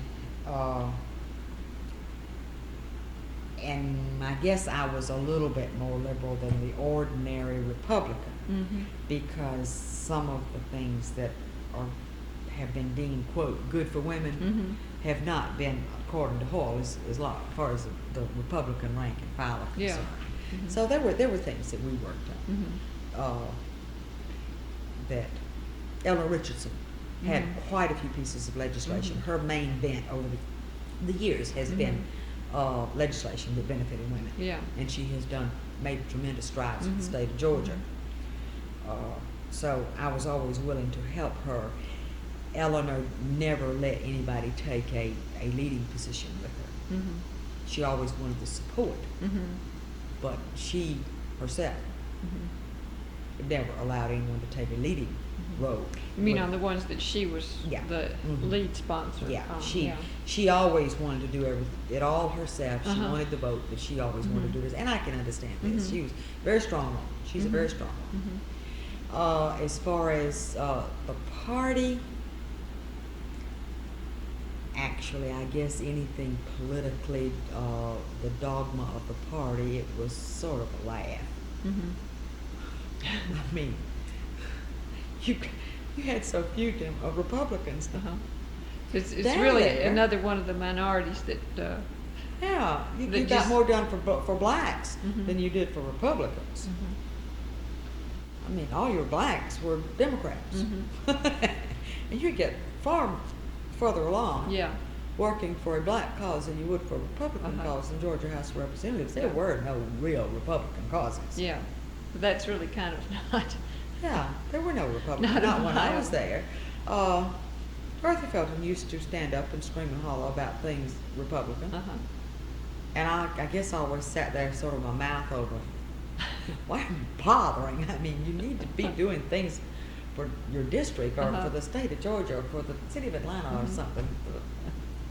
Don't worry about these Republican things. There are not enough of us to get anything done. Yeah. So, At least not in the legislature. huh. How did you get your committee assignments? Those particular ones. I asked the speaker.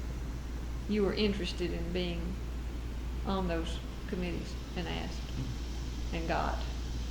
Yeah. Got Is the ones that, I asked for first time around. yeah. Is that generally the way it works, to your knowledge, or, your observation? You always have to make an application, Mhm. let the speaker know what you're Mhm. interested in, but no, that's not the way it Mhm. works.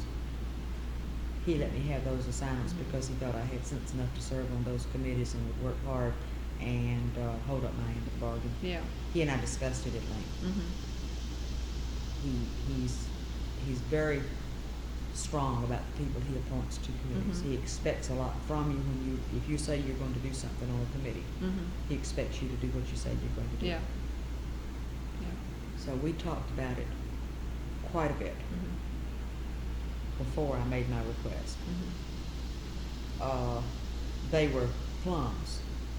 They were real plums Mhm. of appointments. Yeah. And a lot of people were shocked that I got it. Mhm. The only three committees that I could have gotten that would have been more plums would have been appropriations, rules, and what? Judiciary, maybe. Mhm. I probably could have had judiciary if I'd Mhm. wanted it, but I had been an ad hoc committee member of the Judiciary Committee for so many years that I just really didn't want to do the Judiciary Yeah. Committee. I mean, Wayne Snow used to introduce me as ad hoc member Mhm. of the committee every year, and I just really didn't want to fool with the legal beetles anymore. Yeah. Do you want to say anything about how you worked on those committees, or is that kind of the focal point of your legislative work? Or No, is that- they were probably, my committee work was probably totally different from my, the things that I got done. Mhm. I did the committee work in addition to the things that I was Mhm. really focusing on. Yeah. Some of the legislation you were interested in would come through your committee, especially, I guess, the Public Safety Committee.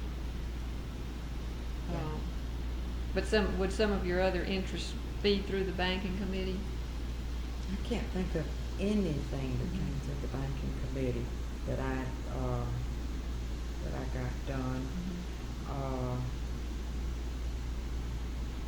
I was very interested in lots of banks and banking Mhm. things. There was a piece of legislation that was coming through that I had heard about that would have prevented the use of safety deposit boxes except in a bank. Well, I believe in private enterprise so Mhm. much. You know, a place up here in Buckhead called the Vault. No, I don't. You can rent safety deposit boxes other places besides banks because they haven't until this point gotten a bill passed in the General Assembly that allows a monopoly of those things. Yeah. Only banks. They had it written so only safety deposit boxes of certain sizes could be rented in the state of Georgia. Mhm. Those size safety deposit boxes are only in banks. Yes. Mhm. That meant that the vault, Uh-huh. and I was accused of being an emissary of the vault. To this day, I do not know who owns the vault, Uh-huh. who owned it, who wanted to build it, or anything of the sort. Yeah. That's an example. Mhm. There's another one in Savannah. Mhm. I don't think that you ought to have to deal with a bank if you don't want to deal with a bank. Mhm. If I want to take my silver and put it in a vault anywhere Mhm. and have it insured Mhm. and pay the tariff, I think I ought to be able to do it. Yeah. I don't think I ought to have to go rent one from the First National Bank. Mhm. Yeah. Banks, at that point in time, it's not so much anymore, but they had a very strong handhold on business, Yeah. the state of Georgia. Mhm. And that was sort of a monopoly. Mhm. So I had some interest in that area. Yeah. And I still don't know who the vault belongs to. I'm gonna meet that man one of these years, and I'm gonna say, "You're in business because I allowed you to be in business, Betty." Oh. Now I bet you didn't even vote for me. Yeah. So there were lots of things like that I was interested in. Yeah. Looking back over what you've been talking about, what would you say was your most satisfying accomplishment so far in the legislature? Oh, in the legislature? Uh-huh. I guess seeing the Georgia Council on Child Abuse come Get forward started. Mhm. and do what they have done. Yeah. That is the most obvious Mhm. that I can see, and I guess I get as much joy out of seeing that work as anything else. Mhm. And would you say there was a greatest disappointment for you while you were there? I don't think there's any one thing. I think the greatest disappointment was finding out that because I was a woman and because I was a Republican, that the powers that be in the Georgia House have never been able to put that aside and let someone function to the peak of their ability. Mm-hmm. And they couldn't then. Yeah. You were damned if you were a woman and you were damned if you were a Republican. Mm-hmm. They couldn't see past that Yeah. in a great number of instances. Mhm. The doors were closed for women and they were closed for Republicans. Yeah. What do you think that will change? What would have I to don't know change how for it that is to now. change? I think leadership has to change, and I Yeah. don't see it changing, certainly not with the speaker. Mm-hmm. And I respect and I understand Mhm. that this is his way of doing things. Mhm. He rules with an iron fist. But he's a large part of that That's right. climate down He there. has what I think of as old-fashioned ideals. Mm-hmm. That doesn't mean that I don't love him dearly now. Mm-hmm. Mm-hmm. It simply means that I think he has old-fashioned ideals. Mhm. If he could have had so much and done so much, if he'd ever been able to break from that mold, Mm-hmm. female, Republican, Mm-hmm. and let Republicans and women function to the peak of their ability, Mm-hmm. then it would have been so much better for the state. Yeah. But then if he had done that, then he would have lost some of his power. So that's not going to happen with him. I don't see it happening in the next speaker regime. I just don't know who it might be. I've heard rumors that he's probably not going to run again shortly. I keep hearing the year 1990. It's like he's looking toward retirement. Well, he's getting to the age when he should be looking Yeah. toward retirement. My husband's 50, will be 59 in September, and Tom Murphy is older than Tom Lowe. He, all of us look at that. Yeah. So, I don't see, I think that the next speaker will be a protege of Tom Murphy. May not be as strong as Tom Murphy is, but I don't see them from being from this area, so they may be a little more backwards than Tom Murphy is. Do not under any circumstances think that Tom Murphy is a country bumpkin. He is one of the smoothest men Yeah. I've ever known. Even if he comes from out there. Absolutely has nothing to do with it. Has absolutely nothing to do with it that he comes from Bremen, Georgia. Yeah. I come from Skipperville, Alabama too, but I probably think more country than Tom Murphy does. Looking ahead, what do you want to accomplish, politically or otherwise? You know, Well, kind of talk about what you're doing now. Okay, And what since you want I've to been out of the accomplish. General Assembly, for the first couple of years, I sort of sat and knitted and watched the walls and this type of thing. There's a big trauma once you're no longer elected. Yeah. Even if you quit, there is. And afterwards, I would go to Lenox, and I would get there, and I would have to turn around and come home. This is a big emotional thing. You mean you couldn't face being I out just among didn't. so many yeah, people? Or? I just didn't want. I would say, you know, I've got to go do some shopping, and I would either get almost over there, or I would get over there, and it was not the people, it was not the anything else. It was just something, and I began to see it was a withdrawal process, or I don't know what some psychiatrists might call it.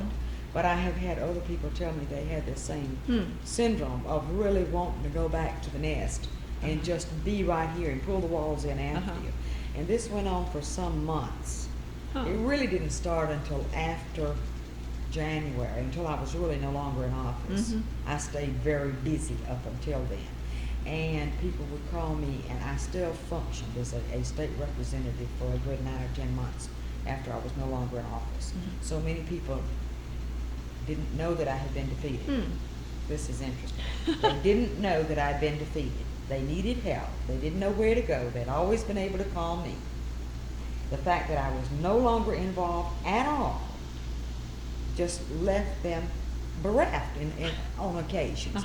They said, well, I don't know what to do. I don't know who to call. I don't know where to call. It was easier for me to call and get what they needed done than it was to try to steer them in some other direction, and then me worry about whether they'd gotten any help or not. Because a lot of people hadn't gotten help before. This also says something about your relation with your constituency in the past. You had a good relationship, basically. I still have people that call and say, I had a man call last week from the south end of the county. He said, I know you don't have the job anymore, but I know you'll know where I need to go to get the help. So how did you get past this? It took a while. I got so I would refer them to other people instead of, first I did it and made the phone calls. And then I got so I would say, I'm really no longer your state representative. Call Barbara, this is her number. Call John Greer, this is his number. Call Killian Townsend. Or I'd give them the number of the state agency to call or what have you.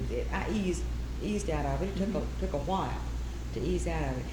And then along that fall, a friend of mine came to me and she said, what are you doing with yourself these days? I said, just as little as I possibly can. My husband and I traveled off and on quite a bit that first year. And she says, well, I'm in the meetings management business and handling some conventions coming into town and this type thing. And doing a little bit of airline travel for these folks. You want to play around with this. So we formed a company called McQueen & Lowe. And we are in the meetings management business along with corporate airline travel.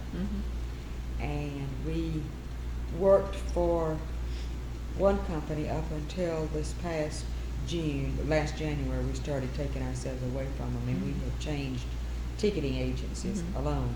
But we handle conventions, the hotel rooms, the organization of conventions and Helping meetings. an organization set up their convention in this city.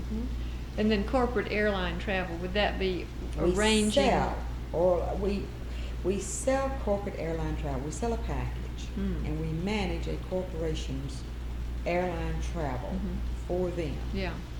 We do the tickets. We organize it for their company. We take a company such as Cooper Carey Architects and Engineers, and they have 35 people to travel all the time. We set it up with their secretaries, so it is of an advantage to that company. Yeah. The way that it is handled, the service that they're given, just the whole kit and caboodle. I got a call yesterday from a man with a corporation who is moving here after the first of the year, and he said, can you fly to Dayton, Ohio and talk to me about this? I said, super. Super. I don't have time to do this, but yes, we'll work it out. I'm working with a corporation from Frankfurt right now. Germany. They have a small office here, and they're going to have a larger office here. And they would like to do all of their travel worldwide. We just haven't figured out how you can do it. They've got some in Saudi Arabia. We can't find out how to issue them a ticket in Saudi Arabia. It's not that easy when you cross. It's not like crossing the state line.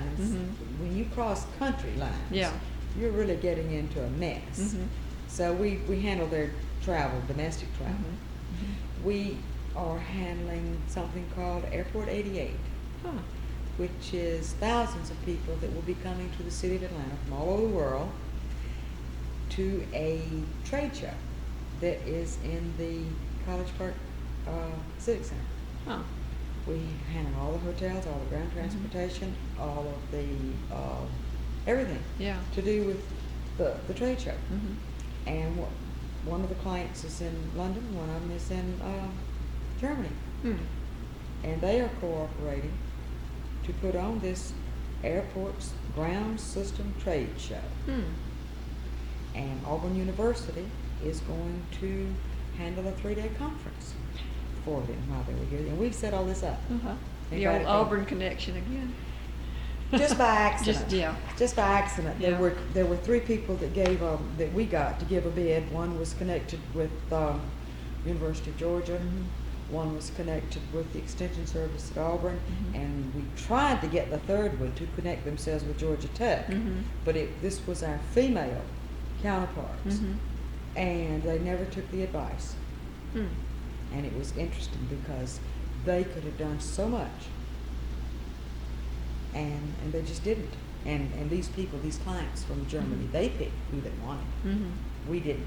We put them together with the people. We gave, everybody had the same amount of information. They had appointments. They gave their spiel, and then the people from Germany and England made their own decisions. I could see the way the decision was going almost immediately. But if the 2 women had done what I told them to, they would have had a real good chance. Were they like competitors Of that? of your company? No, this was. No, they would have been a compliment to our company. They are competitors to ours, but Karen McQueen and I are not interested in setting up a conference. We put these people from Europe together with people who do this very well. Yeah.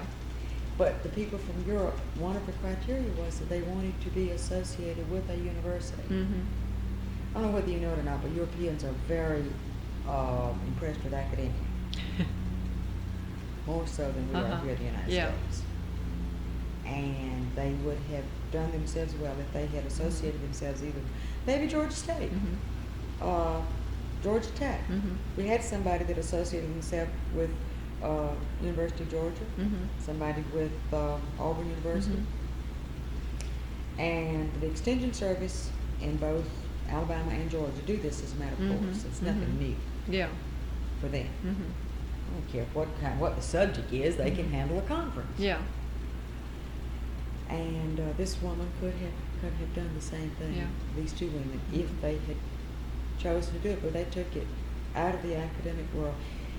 The woman who was going to do it was had a protocol for Jimmy Carter when he was governor. Hmm. And I tried to tell Louise, I said, Louise, you have got to associate with one of the universities. Mhm. This is what they're interested in. Yeah.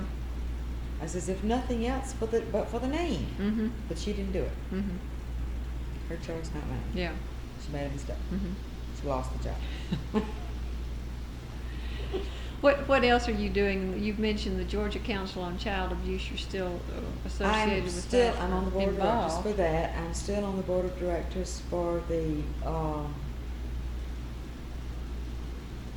I had 6.5 hours of anesthetic a few weeks ago, and I don't remember things too well. Hmm. You've been doing very well. Maybe I have Alzheimer's. I can remember way back there, but I can't remember now. I'm sorry. Yeah. Well, you were talking also Georgia about. Trust for Historic Oh, Preservation. yeah. Okay. Some of the things that you've been Yeah, working I'm with still all on along. the board of You're directors still. for Georgia Trust for Yeah. Historic Preservation. I'm also chairman of the board of Fulton County for the Elderly Authority. Elderly Authority. Elderly Authority. While I was on the Industry and Trade Committee in the Mhm. House, there was a piece of legislation that was passed that I opposed very strongly to allow facilities to be built all over the state of Mhm. Georgia using public funds, public bonds. Mm-hmm. For the elderly. Not, Oh, no, oh, not for something just else, okay. These facilities, it was really passed so Days Inn could be built downtown. Hmm. If you want to know what it was built Mhm, for. mhm. I opposed it very Mhm. strongly. I sat in the committee meeting with the speaker behind me going, and I gutted the bill. Like this. And then afterwards I took my raking over the codes. Yeah. Speaker has two ways of handling. He will either rake you over the codes or he won't rake you over the codes. Either way is very effective. You don't want to be nowhere, but you don't want to be called on the carpet either. Yeah. But anyway, this piece of legislation that I opposed so very hard was passed. Mhm. It allows public bonds to be floated for all sorts of projects. Mhm. Hotels, Stadiums. stadiums, Those sorts of things. public centers. Yeah. Like in Cobb County. Yeah. All sorts of All things. sorts. One of the things that it does is allows public funds to be floated for facilities for the elderly. They immediately set up an elderly authority in Fulton County. Mhm. My husband opposes these authorities, Mhm. all sorts of authorities. He opposes the housing authority. He doesn't think we ought to have all these Mhm. authorities. Mhm. Doesn't think these people ought to float these bonds. Uh-huh. So they they pressured him and told him that he had to have an appointment on the board. And he said, well, I'll just fix it. I'll put my wife on the board. We don't know whether it was a conflict of interest or not. The Attorney General said it was not a conflict of Uh-huh. interest. You checked it Yeah. out. Yeah, I checked it out. It would become a conflict of interest if it were not an autonomous board. Uh-huh.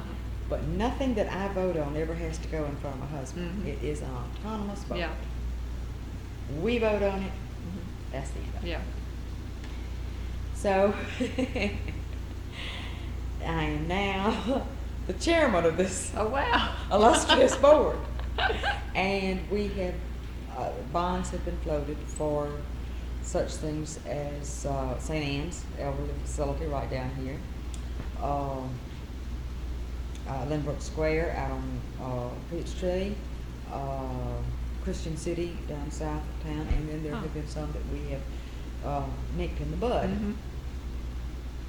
Our criteria to even apply for to be considered is stiff, and then everybody's scared to death of us because we're just liable to throw them out and say, you know, this is not needed. Yeah. And we very very strong when we say something about this, and it cost them a lot of money to even apply. Yeah. And now I'm chairman of the board, and I don't know whether it's an honor or not, if you want to know the truth. We have several new members on the board, and I'm now setting up educational meetings so that the new members will know what a bond is anyway. Yeah. What you're about. What we're about, right? Let me turn this up. Yeah, I'm fine. Yeah, a little bit For more. a few moments. Do you want to say any more about the possibility that you'll run for office? It's obvious that you're still very much involved. I'm very in much involved political in the political life. process. I am on the state committee. Republican Party state committee. State committee. I helped organize the state convention in Savannah this year. Was there the whole time. I think it's very likely that if the opportunity arises, that I would run for public office again. I'm still young enough. And we're to do talking it. about the state senate. State now, Senate or the right? State House. Yeah, There either. are two seats Okay. that I live in, that either one, if they became available, that I would run for. I have no ambition for a statewide office, nor have I any ambition to run for a congressional seat. I have absolutely no interest in living in Washington. I had that opportunity to run as a Republican. Just And this past time around? no, the time Oh, before that. okay. And I decided not to. My husband had that opportunity. And when White Fowler ran the first time. And we were in Washington on New Year's Day, and we decided that was just not the quality of life we wanted. So you want to aim your sights for the state legislature? Yeah, that would suit me Yeah. fine, unless things were to change. I can't see it, changing. But I don't know that there's going to be a vacancy. You Yeah. just have to wait and see. You never know about those things. But you're not completely out. No. Out of the picture. What do you feel that your impact has been while you were in the state legislature? What do you think your impact, what do you feel your impact was as a state legislator? First talk about it generally, and then what about as a woman? Do you feel you had any particular impact as a woman in the state legislature? I think that the impact that let's talk about the woman first. Okay. The impact as a woman, I think that it showed people that you could be a member of a very powerful, strong body and not be a mannish woman. That you could still be a very feminine, very womanly woman. And I felt that I was. I felt that some of my edges were probably went around it and hardened.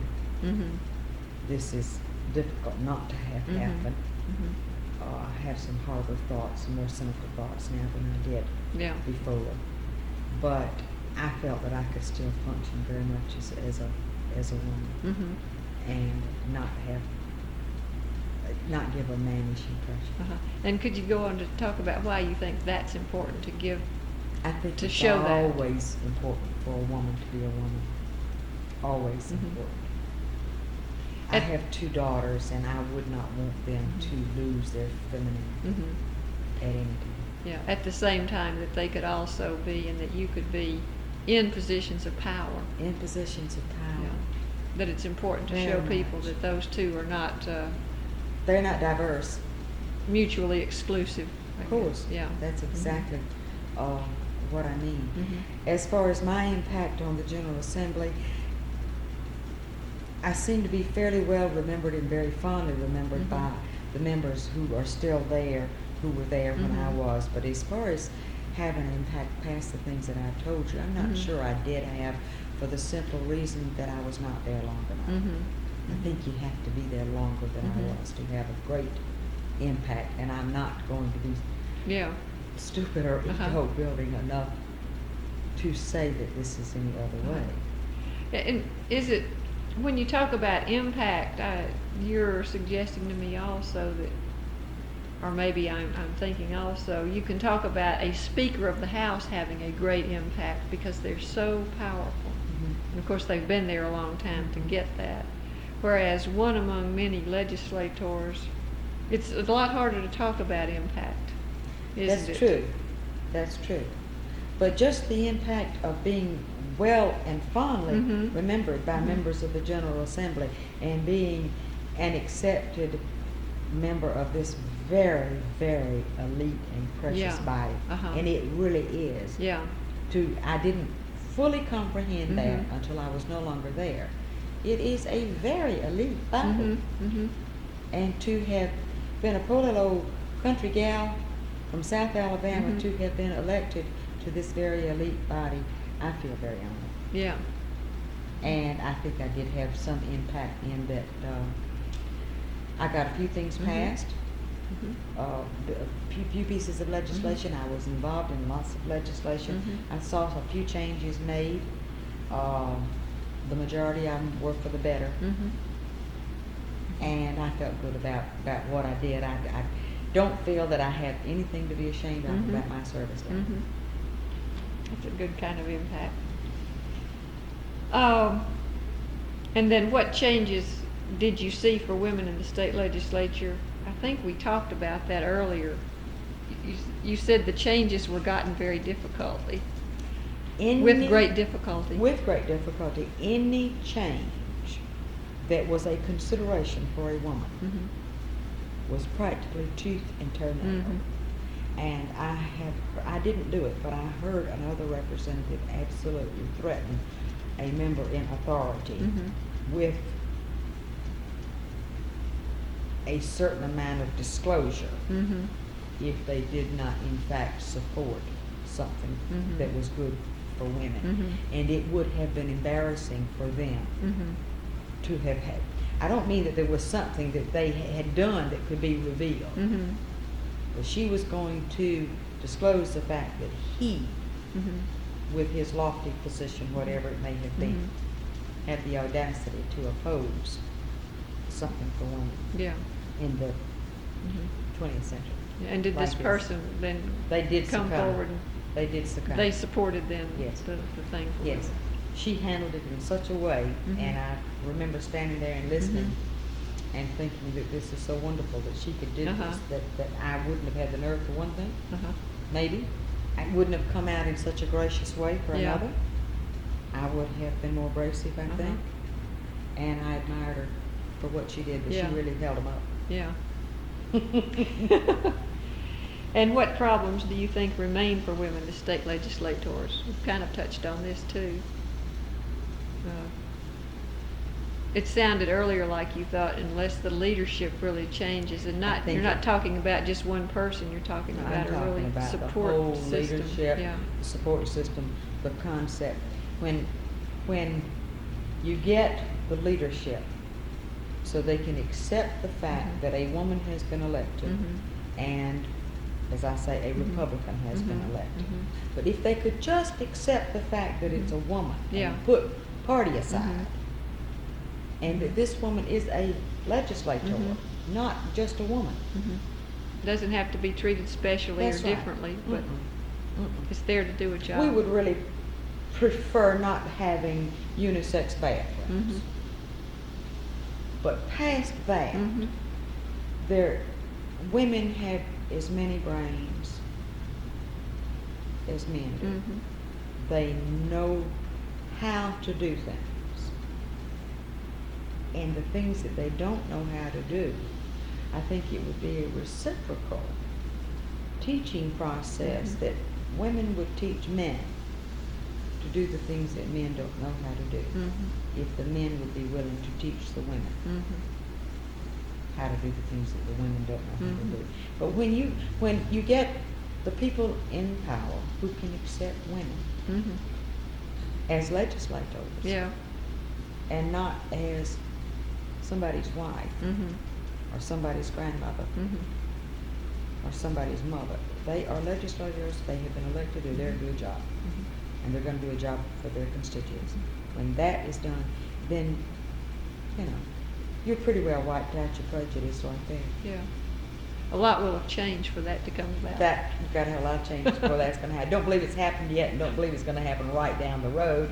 But first thing I told you was that I know women who are setting their sights on serving in the Georgia General Assembly. By the time these women are there, then maybe the changes will have come about. Maybe so.